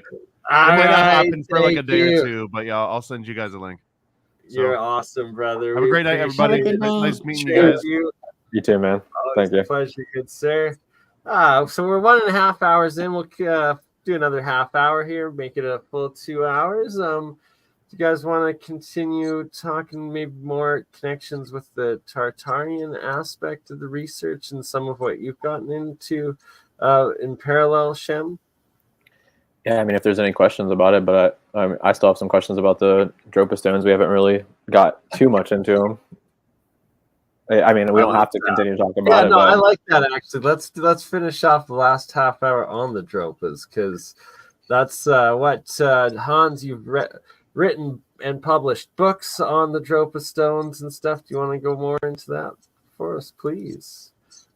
Yeah, Hans, what were you saying about in your presentation about how some of the men were they the ones that they said were the hybrids or whatever, and they would have like they'd want to have children with multiple women to like breed? So this kind of gets there. There's another book called Sun Gods in Exile. Some of it was how does the publisher put it? He exaggerated some of the information in the book. But it's basically the memoirs of Dr. Carl Robin Evans and his discovery in the 40s going up into this remote region of Tibet to find the Dorpa people. And what's interesting is some of the cultural aspects that are talked about in this book would not have been known in the 1940s, 1930s, or even the 1970s, because a lot of it would have come out of Bhutan, and not a lot of this research was available even in universities during this time. And so unless the author himself, which is what had happened, was immersed within this culture, some of this information would not have been known. And one of them was about these fertility practices. And so in Bhutan, women will have children with multiple husbands, basically, to help preserve their own race or their own culture. And I found this fascinating because in the Dorpa story, this is the same thing that happens, where the Dorpa women will have children with multiple men from the tribe, and actually gets impregnated by Carl Evans himself. And so he kind of freaks out toward the end of the book, and this is why he flees back to his home in the West. He's afraid for his life. He's afraid for the life of this unborn child and for this woman, because here's this 6-foot man impregnating a 3'8" Dorpa woman. He's like, oh God, is this going to be a giant child that comes out and she's going to die in childbirth, and then I'm going to be ridiculed? I mean, it just, all these things start going through his mind. But in the story, dash hound, or like a mini pincher getting impregnated by a Tibetan mastiff. My goodness. But so yeah, no, that's an interesting aspect of the story. But I wanted to go back to the Ascended Masters real quick, because this actually kind of dovetails over from Sirius into the Dorpa story in a sense. And so the third Ascended Tulku Master I've read about he comes out of the Lotus Sutra, which is a book that was discovered about 100 BC. It's very how do you put it? It's very poetic in verse. The whole book is all poetry. And in chapter 23, we're introduced to this character named Gadgad Savara. And Gadgad Savara is an Ascended Tulku Master of sense. In this chapter, we're told about Manjusri. So Manjusri is also a disciple of Sakyamuni. And one day in deep meditation, he meets in the astral realm of meditation this character, Gadgad Savara. And he comes out of meditation and he asks Sakyamuni, who is Gadgad Savara? How is he able to meet me in the astral plane? And so Sakyamuni tells him Gadgad Savara is a sage. He's a bodhisattva from the brightest star that rises in the east, the star of Sirius. And he's able to meet you in the astral plane because he has mastered the meditational spiritual technology of astral projection, which is an old technique. You have to basically be initiated, in order to perform this. And so Manjusri asks Sakyamuni, how can I learn this technique and go into the astral realm to meet again with Gadgad Savara, who has left him basically 7 jeweled lotus flowers as a present. And so Sakyamuni says, well, one of the older monks will have to guide you in because you're uninitiated. And so he's guided into this deep meditation. He meets with Gadgad Savara, and then he asks Gadgad Savara, can you visit us in the flesh? Can you come visit us in physical form? And Gadgad Savara says yes, and accepts this challenge. And it's said then that he climbs atop his tall palace, a tower of 7 layers. So here's your Mount Meru and Vimana, element, and accompanied by the sounds of hundreds of thousands of musical instruments being played without players, he traverses across time and space, the dimensions of time and space, and arrives at Earth. He comes down from the clouds in his craft. He descends down from the palace to the ground. He's depicted as being very short. He has orangish yellow glowing gold skin. So this is where your Ascended Gold Master comes from. And his eyes are bluer than the bluest of lotus flowers. And so here is a depiction of a Dorpa. I mean, quite literally in a sense. And he blesses Sakyamuni. He blesses Manjusri, their disciples. He meditates with them. And then he says, Earth is this beautiful realm, unlike the Saha or mundane realm that I come from around Sirius, which was destroyed by an ancient war and left as mud, filth, rocks, and mountains. And so this is literally the same story that comes out of this book, Sun Gods in Exile, from this 22,000 year ago cosmic war that happened in the star system of Sirius and Canis Major. And so here you have this but connection so with parallels with what you're describing, Hans, and Mike with alien carvings and everything that's depicted in his carvings of this exact same story of them coming down, like crashing, interacting, interbreeding, and just being assimilated in essentially as like this I guess, demigod class, because it was like the original people that or aliens that crashed would have been the gods, and then the babies would have been the demigods, the Nephilim. Right. So yeah, the Anunnaki, then the Nephilim, and like the angels that could fly, and then the glowing aspect, because all of Mike's artifacts, these crazy, like what look like, or are these Toltec Mayan alien elongated heads artifacts that he has, they're all UV phosphorescence, like blue, green, and red, and they glow from the stones. And he's like, he theorizes like, were these the angels with glowing freaking auras that lit these things up? Because how else like would they have made them, and why would they have? And speculated, and it's the same exact parallel as what you're describing right here. There's also a parallel with the myth of like the Sumerians with the arrival of Oannes, or just like the general arrival of the Indo-Europeans or Aryans in history. So that's why I'm wondering which one is the allegory in this situation. The Rama invasion into India is very similar, which it's interesting that, here we have this book by Arthur C. Clarke called Rendezvous with Rama, which is about a interstellar object that comes past Earth and is headed toward perihelion and the gravity well of the sun, spinning end over end, and it slows down, changes its direction to go off and do another part of the galaxy. Well, in 2017, Haleakala on Maui, they discovered Oumuamua, which means scout. And Oumuamua is this, cigar-shaped object. Giant cigar-shaped intergalactic moving. It gets toward the sun and it starts to slow down, changes its direction, and then speeds up to go into another part of the galaxy. And clearly impossible if a natural object, right? And it's like they don't give us any clear images of it. They're just like, it's this intergalactic visitor that just came in and stopped and checked us out and then pieced out on its own. And is this a Dorpa about it? Is this a Dorpa ship coming through to check in on its progeny, or, using our sun as a slingshot to go somewhere else? And in 2018, it's funny because I think it's Scientific Magazine or Astronomy or Scientific Magazine, I have it somewhere in my notes. They basically said that the way that this thing, hold on, let me turn that off. The way that this thing is moving basically means that it would have gained its momentum by being slingshotted around a binary star system like Sirius. And so here we have this interesting object, possibly coming from Sirius in 2017 and blowing by Earth. And then what's even more fascinating is in September of 2021, the Chinese government announced to the world that they want to build a generational sleeper ship that's about 2 kilometers in length in orbit of Earth, so that they basically can use it for scientific exploration and whatnot, possibly use it for interplanetary travel, and possibly use it to leave our solar system for intergalactic travel, basically.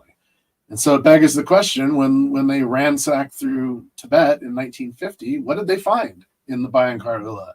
What have they been reverse engineering for 73 years? I mean... And there's supposedly this 3-mile-long cigar-shaped craft on like the dark side of the moon that now that you mention Oumuamua, they almost sound identical. And this supposed Apollo 20 or 22 mission joint Soviet American.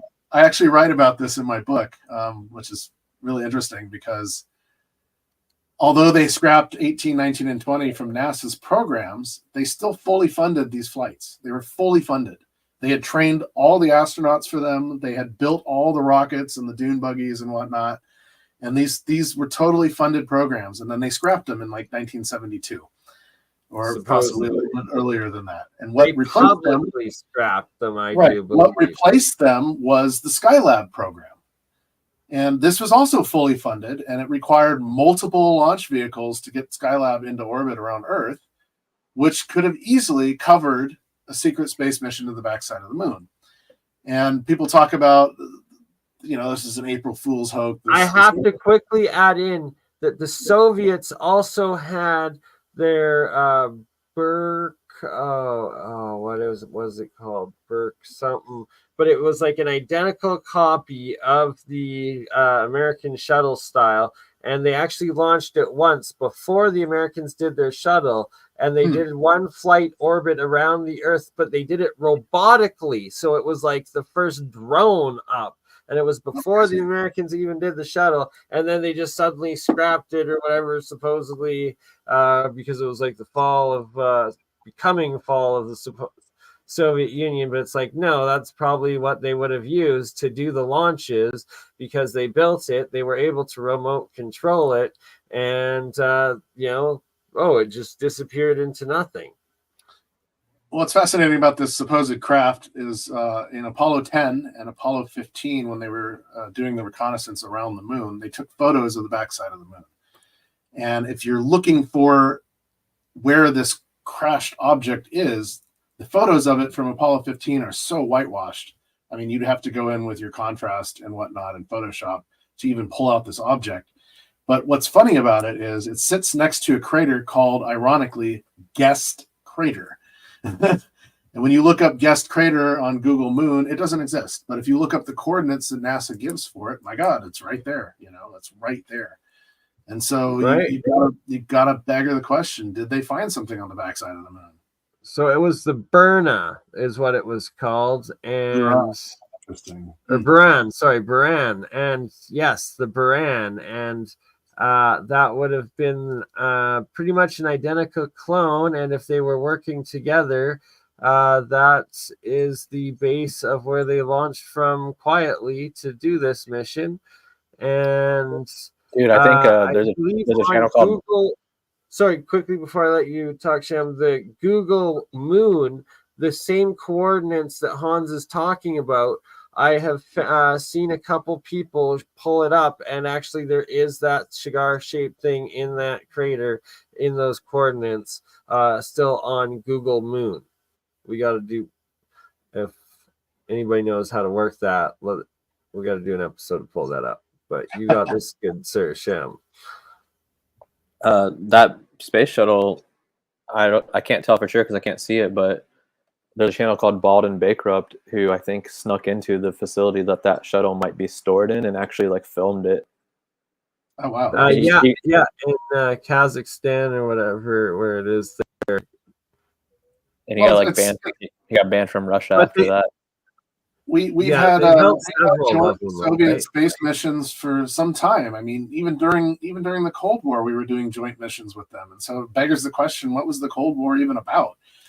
And, I don't think they ever. I don't think they ever went. I think that's these shuttles just sitting in there seems to me to be evidence. Well, I think they went once, and what they found, they were not allowed to go back. That is what I suspect, or they were too afraid to go back, one or the other. And we haven't been allowed off planet since, basically, is whatever happened when we went there. We haven't been allowed. I told you guys about my story of going inside a Boeing, and then how we snuck around, and because we were filming there, and how we snuck around, and how it was like, it looks like a movie set of the moon, and there's capsules and everything.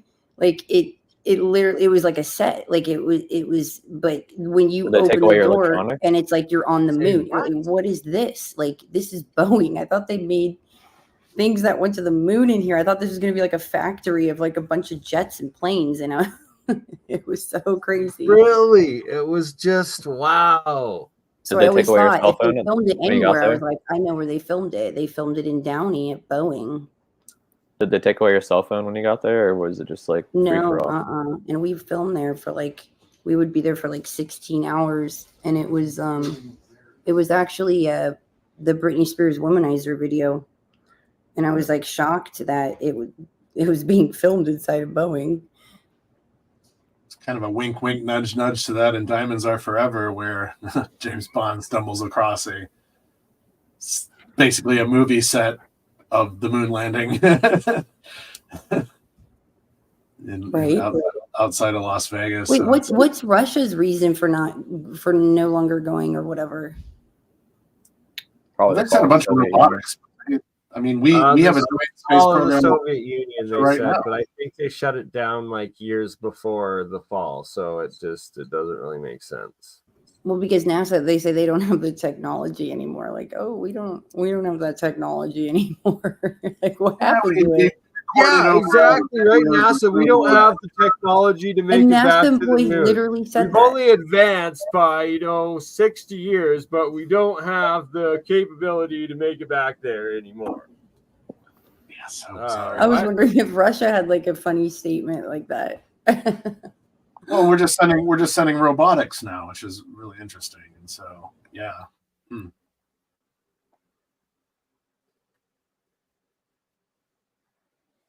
Ooh, so Solar Marshall shared a video of some crazy, mind-blowing scout ship.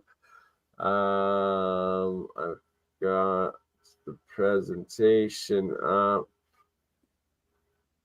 Where the video is it? It's damn, if I don't know. We'll have to check it out later. It's several hour video, but I think it's a big presentation. If you do a moon show, Bernie, I want to be there for the moon show. Right? At every moon. So sorry, Shem, here you go. Oh yeah, before we move on to this, did you want to this is just something I pulled just in case we needed it later, but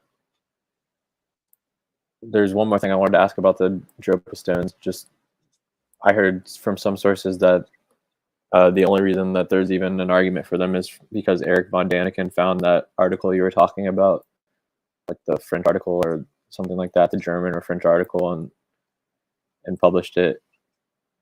So I guess there's an interesting controversy around that, because in the document, most of the information on the Dorpa comes out of this documentary series called the UFO Files.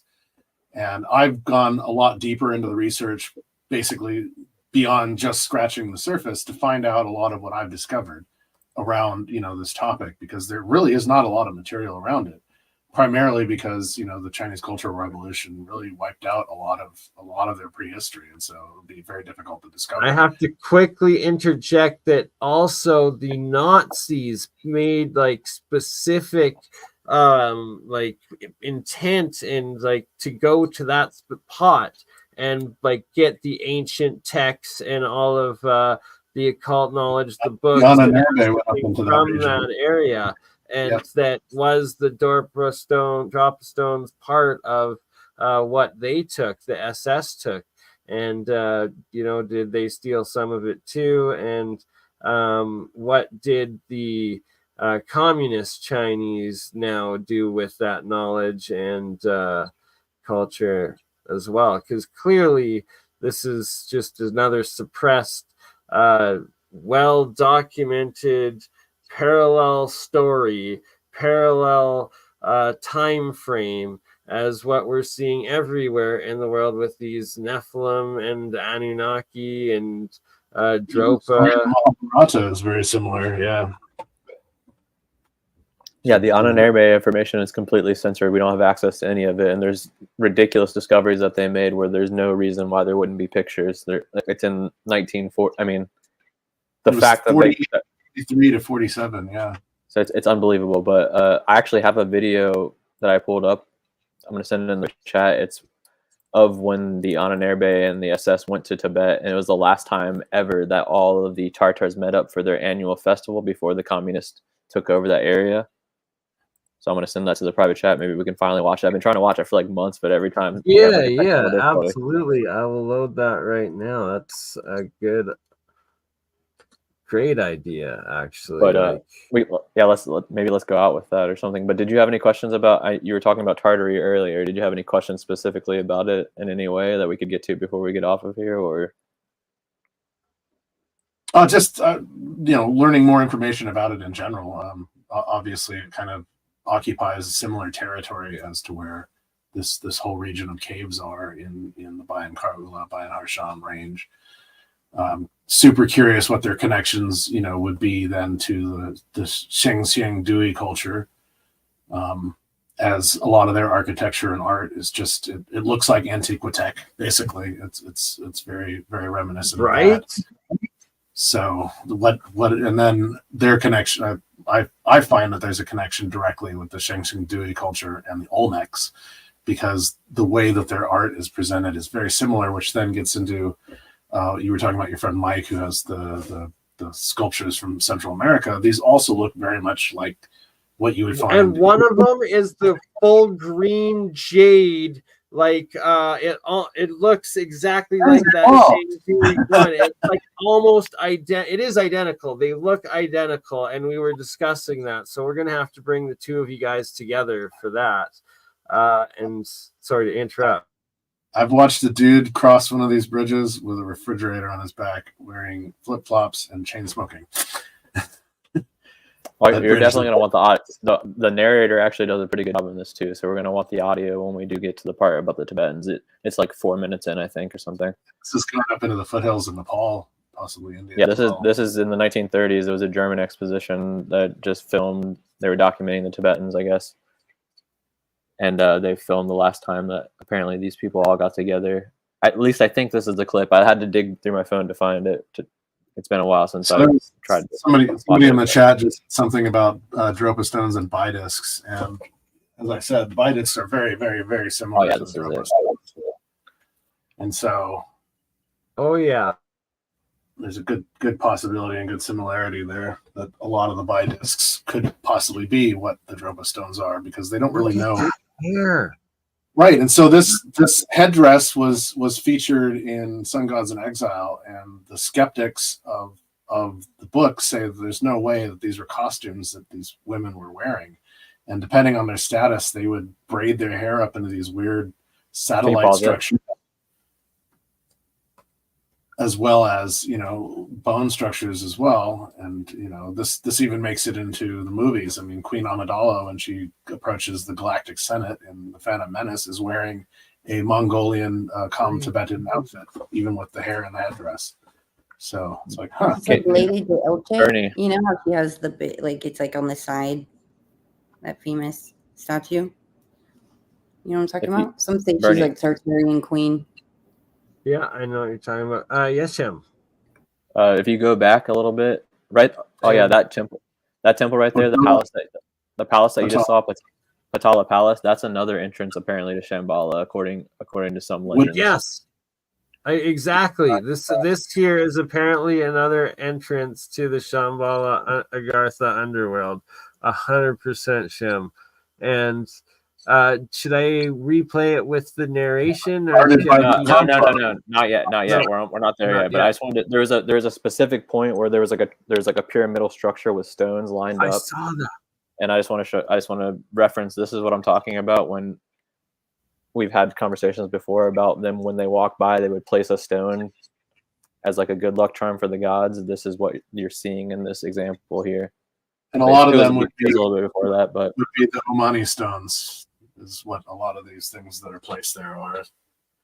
And they spin. They have all those spinners that like they have covered in gold, and then they're like attached to flags, which is like static antennas. And all of their temples are massive fractal array waveguides antenna generators. It's nuts, and they're covered. It's all covered in gold and right, like. If you go back a little bit, they were like Trojan Greco-Roman helmets that they were wearing when they were blowing those trumpets. Right, and this is interesting because you also see this headdress style in Peru during the Inti Raymi festival. And we were talking about how that book I showed, what I was talking about earlier, where the first Inca, in Peru, was descendant of Kublai Khan. So the connection here with Tartary is that the Tartary or Tartar is basically like almost like a slang term for a federation of people, a multi-ethnic culture that existed multiple times throughout history that spread from basically the east coast of Asia all the way into Europe. And they're responsible for building cities like Moscow, Russia, or Beijing, China, the Forbidden City. And up until recently, they were a lasting confederation, and for some reason at some point there was some sort of war that took place that these people had a split among the royal families, because the Romanovs who came into Russia at some point were basically like an invader, and they started changing the history of what it's supposed to be, like as far as like a Tartarian tribal society. It was like a matriarchal civilization. Although there were some communities involved that weren't matriarchal, but they did have, it seems like they had trade routes all the way across to the entire world. Like they were in North America. They were, I mean, even up in, it seems like once you get to like the 1700s, it starts to get confusing, but it does seem like there's some evidence that in recent American history, some of these people were associated with these cultures. There's a connection between, I believe, the Zuni, the Hopi, and Okinawa, which is quite fascinating. Some of their old languages are very reminiscent of some of the ancient Okinawan languages. Like in Japan? So, yeah. Yeah, because and that's the Cherokee are related to the Persians. So it's like, interesting. Yeah, Japan is such a weird place. Like I'm trying to figure out the history of it right now, because at some point it seems like they were usurped by another culture and replaced, if that makes any sense, because their gods are like, their ancient gods are the same as what we were talking about earlier with like the Hindus, and you have like Shiva and all these other gods. You have that Vajra symbol with what you're showing earlier, which is also could be representative of the Greek cross. Just another, like that's also in Japanese mythology. But what you also see across all of Asia is these pagodas, which are like a Nestorian Christian type thing. Which is when it gets really confusing, because what exactly is Christianity? I mean, after the Council of Trent, things changed drastically in Christianity. But I mean, it's interesting because the Coptic Christians existed long before Jesus Christ or whoever this character was, and so it really does beg the question: what is this religion, and where did it come from? For sure. Well, people like Anatoly Fomenko and A. Morozov speculate that like sometime between the 15th and 17th century, a lot of our modern history was formulated, and a lot of it started after the Council of Trent, because Scaliger history, which is what most of our chronology is based on, only came into fruition after that. So that's why when I ask these questions, I'm trying to make connections between various stories, because there's duplicates throughout history of these same stories being told over and over again to extend the timeline, right? Right. But and a lot of them are very similar, and so that's the most interesting element of them all. It's like a game of telephone where you hear one story in one language, and then you're on the trade route telling that story to some other culture, or they have a story that's very similar, and so all these names start to shift and adjust. This is a fascinating video. Interesting. Are you familiar with any of the meanings of the names of those gods you were talking about earlier, like the Gad guy? Maha is like it's like a title basically. So his name would be Mad Galgiana, but he goes by Mahamad Galgiana because that's the title that he's been given. But I have no idea what the origin of Gad Savara is. Like I said, he's in this short chapter in the middle of this amazing poetic, book from ancient Buddhist culture, the Lotus Sutra. Yeah, he sounded the way you were describing him just sounded similar to Dionysus. That's why I was curious about what his name could have potentially meant. Since I don't know, I'm not familiar with him. I don't know how to spell it or anything. I can't really search it. It's GADGD God SAVARA. It's not like GAD. It's GAD GD SVARA. Something like it's in my book. Yeah, it's one of those weird names. It's GADGADASVARA. God Savara. Yeah. And the depiction of him that's out there is him riding on a cloud with all these people playing instruments, because this is how he's described, is he's accompanied by this these instruments that play without players. So this is a cacophony of noise. How else would you describe it? Engines of a ship. Lucifer is associated with music as well, which is interesting because he ties into the whole Dionysus thing. Like, I guess Lucifer was responsible for like the music and association to praising God before he fell. Interesting. Look at all of these royal Tartars. Yeah, so these are all the tribes meeting up for that festival I was talking about. So it was like once per year they would all get together, and this was the last time it happened, apparently. You could probably rewind it a little bit and play audio if you want to. Oh, and then this is also Sorry, what were you gonna say? Oh, I said somebody mentioned this last Wednesday about whether or not this is where all these people would meet up. If the Dorpa were all part of that as well, and so yeah, I would imagine they would have been. That procession you just saw, I think that was the arrival of the current Dalai Lama, because this is when he was like found or whatever. But I'm not 100% sure. 8 or 9 years old when this happened. Yeah, he was super young. This is so something because he was kidnapped, right, by the Chinese communists. So what you were saying about them erasing the culture after this, it makes perfect sense. It was almost like the guy was brainwashed. If you see the way he behaves today, he's almost like been initiated into their little cult, and now he behaves completely different than what he was supposed to originally be for these people. Because he definitely seems to practice the type of things that are ruining our society. Because like, remember when he's like licking that kid's face or his ear or whatever? I can't remember what it was, but it fits right in with these people is what I'm trying to say. That's not the person he was supposed to be.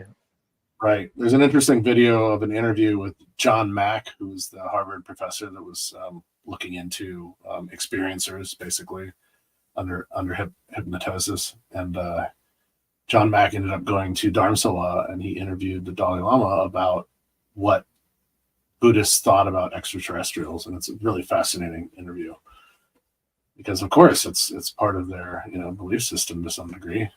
Obviously, if we're having beings coming from Sirius and ascended masters going to and from Sirius, yeah. Wow, this is really fascinating. Yeah, I need to look into the alien perspective a little bit more because I haven't looked into it much from the Sirius perspective, but everything I've researched as far as history goes always ties into Sirius or Dionysus or Osiris being represented by Sirius. So it's very interesting that there's an alien connection with that as well. Right. And how many different, ancient cultures talk about Sirius in their their own histories. You have the Dogon in Africa, who, before we even discovered Sirius was a binary star system, knew the exact path and orbits of both suns. So it's like, huh. Yeah, how they even see that? Well, they were approached by a group of extraterrestrials that came from Sirius called the Namo. And they were these fish people, and so here's this connection to Poseidon and Neptune and all this. And Oannes, that's the thing is like, is this an allegory, or how are they all fish people? Like it's, I don't know. It's hard for me to accept that they're all aliens. I guess. I'm not saying it's not true. I definitely want to entertain it and look into it. I'm just saying like, it seems like it's an allegory for something else because you have the same fish and arrival story all throughout history. EGG. Right. Huh. Look at that building and the building in the background. Burning Man. Look at that. The Tartars were the first Burning Man. They're burning a huge effigy. Yep. So this is when it gets into the communist part, I think, in this doc. This is like a short documentary. There's Uncle Mao right there. Yep. Gotta love that guy. Harrer had filmed the last rituals of a condemned society. There you go. Damn, that was great timing, Bernie. And look at those Semitic hats.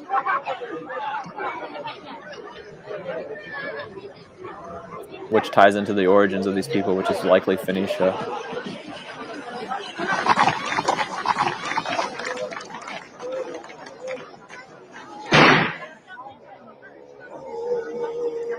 The young Dalai Lama was increasingly facing threats. So those are all made out of silk. Warned of the danger, the monks decided to crown him 2 years before the normal age. He had just turned 15. He got crowned early. There he is, our boy.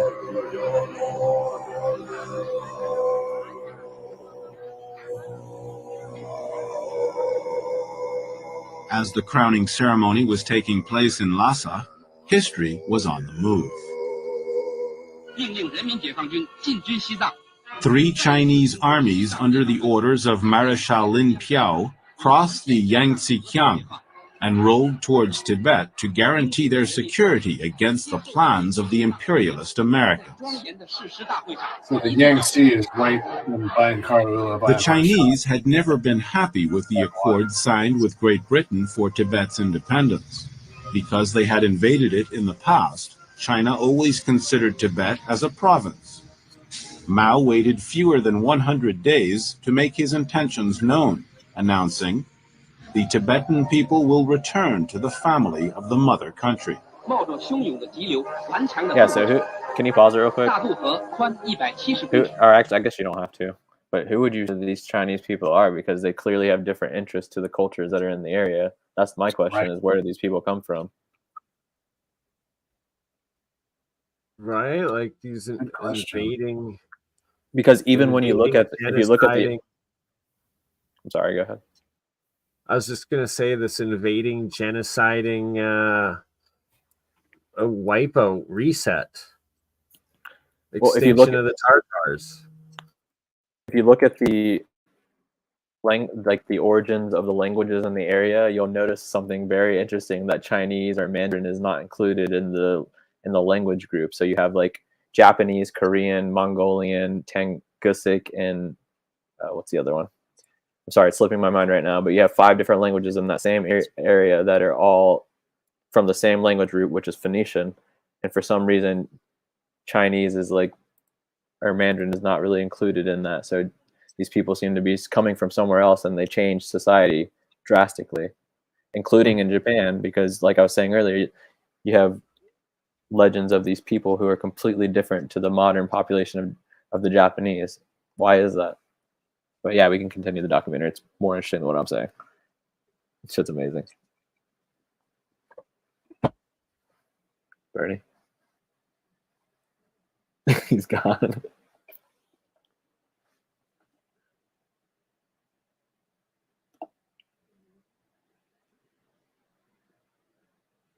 Come on, play. It doesn't work from my end.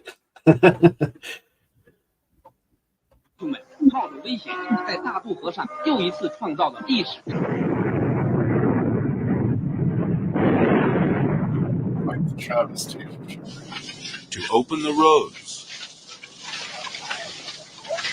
build bridges,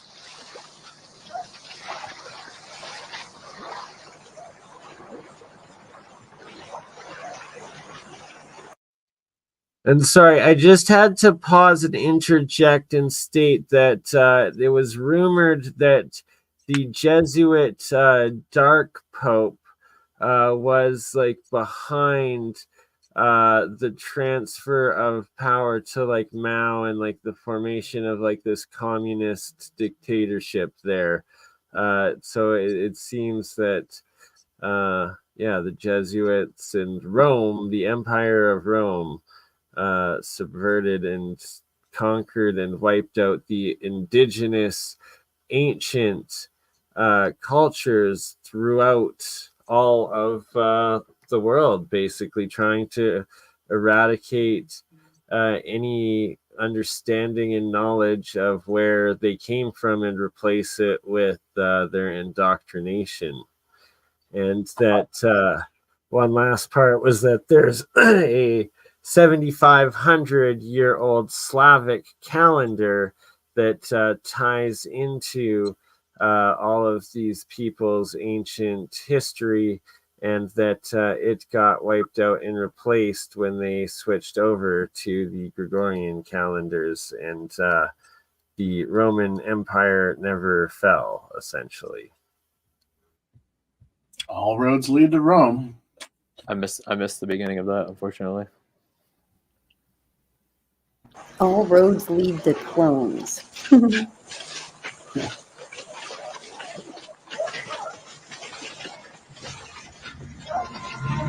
And crossed passes at an altitude of more than 5,000 meters.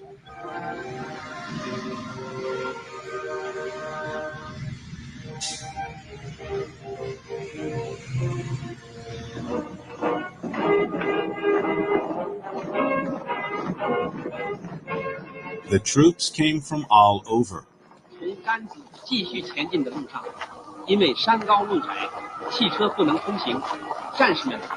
wish I could see what that coat of arms was. 每人背过80多斤的东西，越过高山峻岭，穿过原始森林。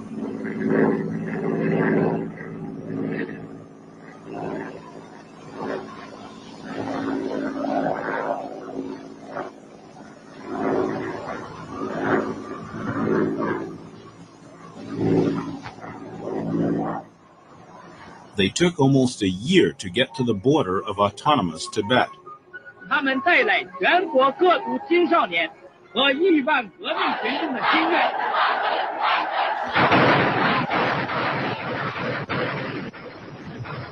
Almost a year just to get to the border. The fighting lasted only a short time.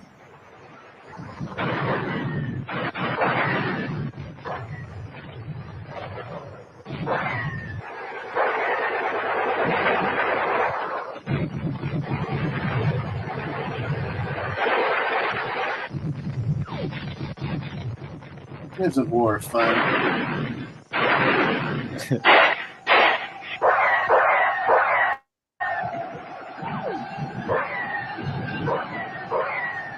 Shout out to the chat. Wish we could storm the Vatican. Imagine if the Vatican got overthrown. Be nice. Outnumbered by 10 to 1, poorly armed with no battle plans, the tiny Tibetan army was crushed. Some of the generals. Look at that cowboy hat right there. For the intervention was the presence of a foreign army, 6 advisors, and a radio man, cowboy hat, Robert Ford. Just before being captured, he was able to warn Lhasa of the imminent danger.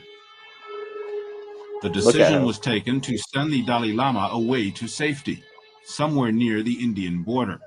Did you notice that With the guy him that was went captured a was part of the Caucasian? royal treasure, containers of gold powder. Sorry, what was that, Shem? They just said that when they were invading, they captured a guy, and he gave a warning to the other Tibetans, and the guy that was captured is a Caucasian man. Yeah, so the CIA was training the Khampa, which were the Kham Tibetans of Far Eastern Tibet, to fight against the invading forces.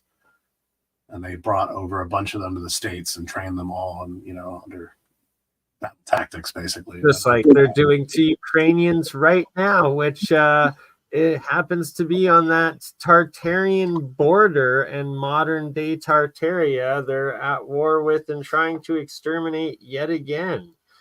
But they're so rich in resources. I mean, they're like the treasure chest of the earth. Ukraine. That's crazy that the CIA was helping out these people. What's that? It's crazy that the CIA was helping out these people. I mean, that's. I'm just trying to wrap my mind around that one. It doesn't make any sense to me, just in context of the type of organization that they are, I guess. Makes me think like maybe was the CIA at one point a good organization? Pre-CIA, this is the 50s, so this would have been what the OSS or whatever. Yeah. Actually, it would have been the SS for sure. It would have been not the German SS. I'm talking about our own the pre-CIA group. The war. But yeah, we were that's part of the history. So it was. So that does make sense. Oh no! It says the CIA was founded in 1947 right here on Wikipedia. Yeah, so that could be that. This is in 1950. So this would have been after. Yeah, this would have been CIA time. So they would have been Operation Paperclip into the CIA into this then. Yeah, against the communists. All right, let's play a little bit more. This is awesome It's stuff. interesting because what was Operation Paperclip all about? You know, here we're bringing over all their top scientists under Vatican passports. There's that Rome connection again. Yeah. No doubt, right? And Russia had their own version of Operation Paperclip too. yes, they did.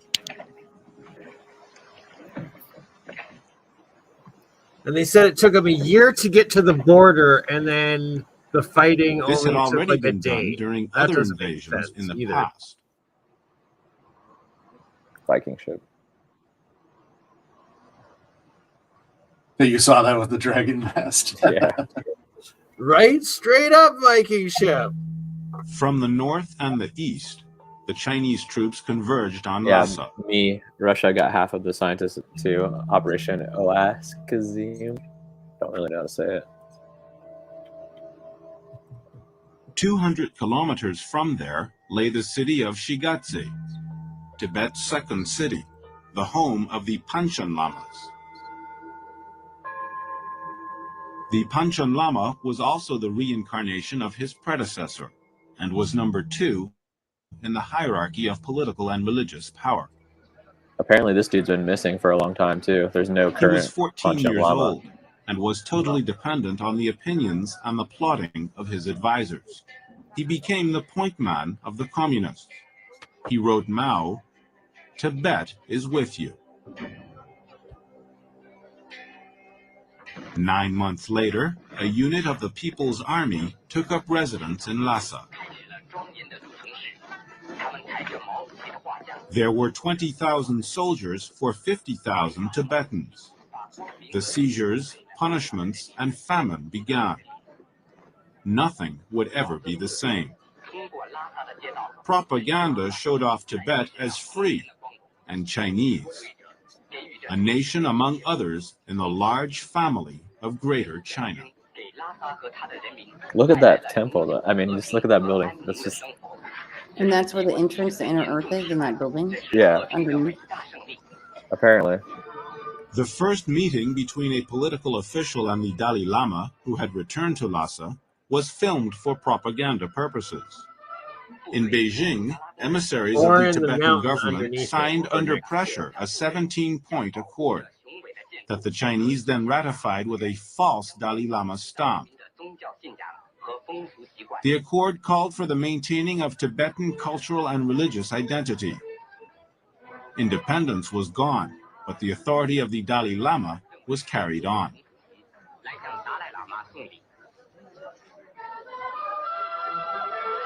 The Panchen Lama discovered the new rituals.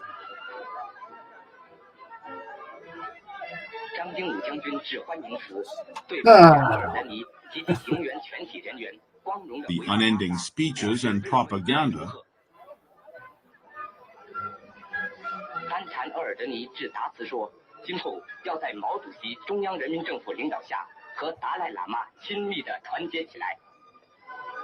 And all the constraints that came with collaboration.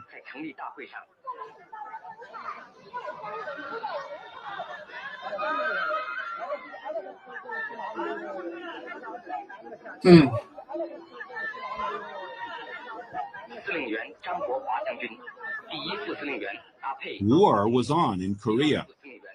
Tibet was not a hotspot in the Cold War. Abandoned by India and the Western powers, Tibet did the best it could with the so-called peaceful liberation by China. The illusion did not last long. 2 years later, the Chinese forced the Dalai Lama to send away his main ministers and advisors. He assumed sole responsibility for the government, by now an isolated body, along with the Panchen Lama and the Chinese political officers.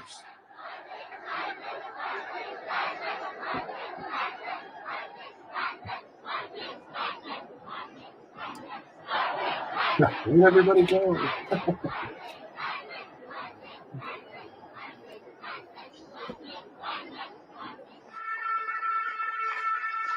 The Panchen Lama came to Lhasa for the first time and finally met the Dalai Lama.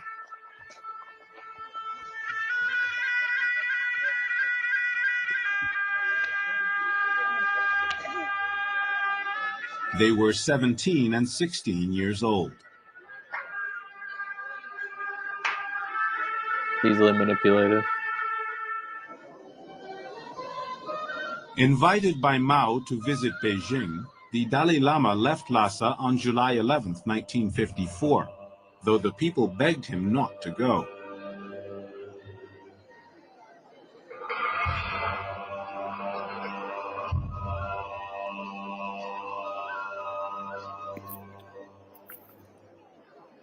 They were afraid he would never be able to return. All right, so it's a 55-minute hour movie, which we definitely don't have the time to keep going on, as we're 2 hours and 22 minutes in right now, and it's a good time to call it end. So I'm going to post the full Tartar movie link in the live chat for everyone, and then I have to go over, of course, megamist.com. This is Han's website. Do you want to tell us a bit of what you got on here, brother? And so I started this mostly around my travels to Peru in 2014 and then Egypt in 2016, and then just started using this site as more of a site for my research and studies and travels. And so I got links to my book up here. You can go to lulu.com and pick that up. And then a lot of the different videos that I've basically done. Hey, there you are. on different topics. Done a lot around the Dorpa and Dorpa 2. That was what we were discussing about with the secret space missions. But then I also get into a lot of esoteric knowledge around symbology and symbols. And so I've done a couple episodes revolving around that as well. So. And my YouTube channel is called Giza Direct. I've done a lot of recordings of Brian Forster, of Yusuf Iwan. I wasn't subscribed. I have to share this now. Have you ever seen the panel in Hathor Temple that's censored out on Google Maps? It's like a part of the zodiac, I believe. I'm not sure exactly what it is. So in the upper room in the Hathor Temple, there is what basically the French removed as the ceiling zodiac, and everything starts at Cancer. That's where like the beginning of the zodiac starts, and so they've replaced it with a reproduction of it. But then in another room in the back of the temple, there is another version of a zodiac that's happening back there as well. And then when you go into, I believe it's at this temple, it's the Dendera temple. But yeah, anyway, it's a super fascinating spot. But yeah, there's some lectures on here, definitely by Brian Forster and Patricia Iwan. Yusuf Iwan talks about a lot of the ancient stuff that they've discovered in the museums from really old, like pre-dynastic Egypt, that just baffle the mind. There's pottery and vases that could have only been turned on a lathe. There's a vase that's basically, it's made out of corundum, and corundum is almost as hard as diamond. Corundum is raw ruby. And so the question is, how on earth are they making this vase and cutting it to exact precision? It's labeled as something that's 15,000 years old. So you kind of got to scratch your head around that and ask, well, who's cutting this stuff and when and how?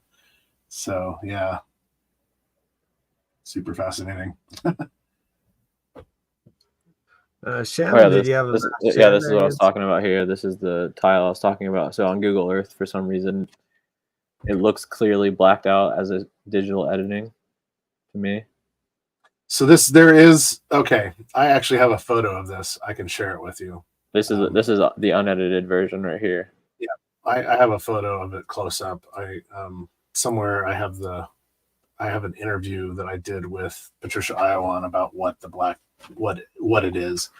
And so what they did, this was all full of soot, this whole ceiling and walls. And when the archaeologists came in, they cleaned it as best as they can, but they left that one particular square still covered with creosote. and soot. And so it beggars the question, why on earth, why is that? And so the whole story on the ceiling tells the story of Newt and Mot. And so it goes through like pretty much every single god in the pantheon, or netter as they were called, natures, and basically through all the different zodiac points across the entire ceiling. It's quite fascinating. There's a lot to look at up there. So it's just weird because it looks like on Google Earth that is deliberately like there's ink from an application used to darken it, because you can see the difference in a picture where the soot's on there. The soot, you can still see the image, but on Google Earth you can't. They just never cleaned it, and so the question is why? Why that one square? Well, what I'm saying is though, on Google, like someone's delivered, you can only look it up. You can only see a picture of it if you search for it, because if you use Google Earth, it's deliberately marked out with ink in an application. It's not dirty. Someone has gone in there and X'd it out with black ink in an application. Why is that? Hans, when it starts at Cancer, was it depicted as a scarab, how it used to be? Like no, it's depicted as what we now know of as Cancer. So the scarab is the first phase of the sun. It's called Kepher. And so it's depicted, the scarab is the dung beetle rolling the ball of dung up onto the top of the hill, onto the horizon, Horus rising horizon. And then you go into Un, the second phase of the sun, which is high noon. Then you go into Ra, which everybody thinks is the sun in Egypt. There's 5 phases. And Ra is the intense rays of the sun in the afternoon. And then you go into Aten, which is kind of getting toward twilight, where this is considered the Enlightenment period.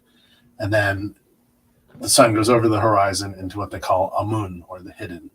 And this is where the word Amen comes from in prayer, where you're trying to, say your prayer so that God or whoever can hear your prayer. But in reality, Amun is saying, let my prayer be hidden. And then the cycle recycles again the next day. This is the story of Luke Skywalker, Lucius, the son, right, that walks across the sky, and on the horizon, he meets his dark father, Darth Vader, the night, the hidden, and then battles his father through the darkness to rise again as the sun, or the astral being that Anakin or Darth Vader becomes.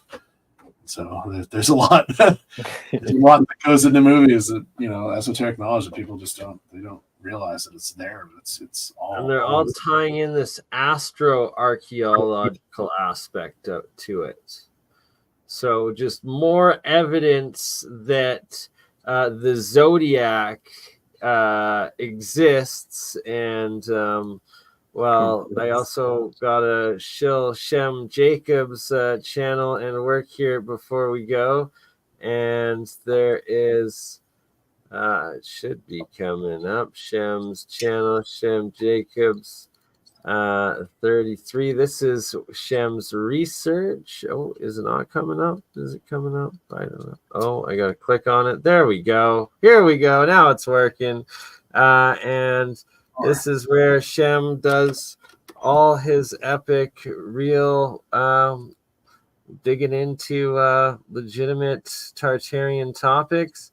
And then there is his second channel, Tartarian Truth, where he uses the words of others to, explain themselves like archaics that tries to claim that the zodiac doesn't exist, and he can prove it's all just a simulation.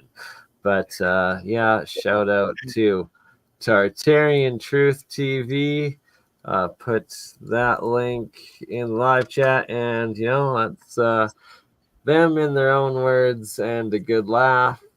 And of course, halle Julia. We love Julia remote viewing.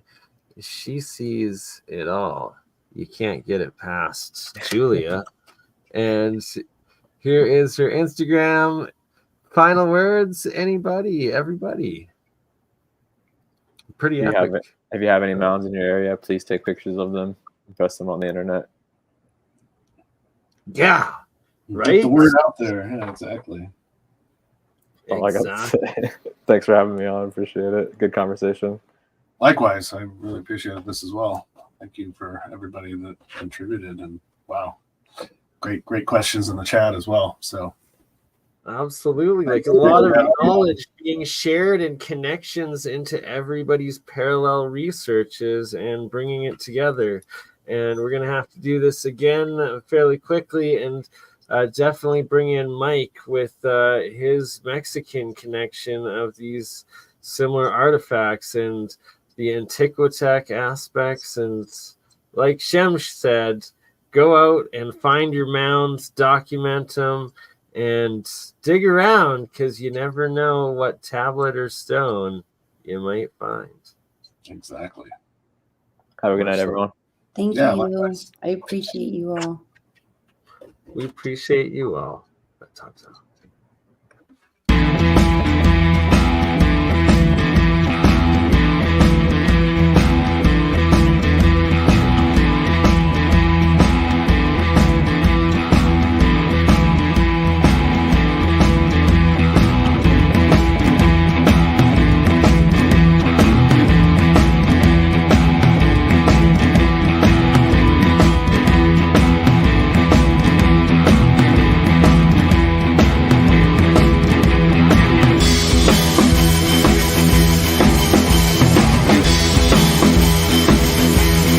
So much love, bro.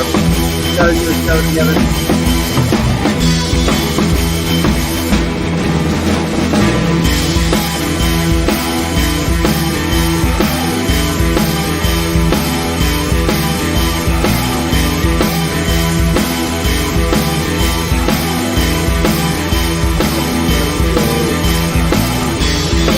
I gotta check it out.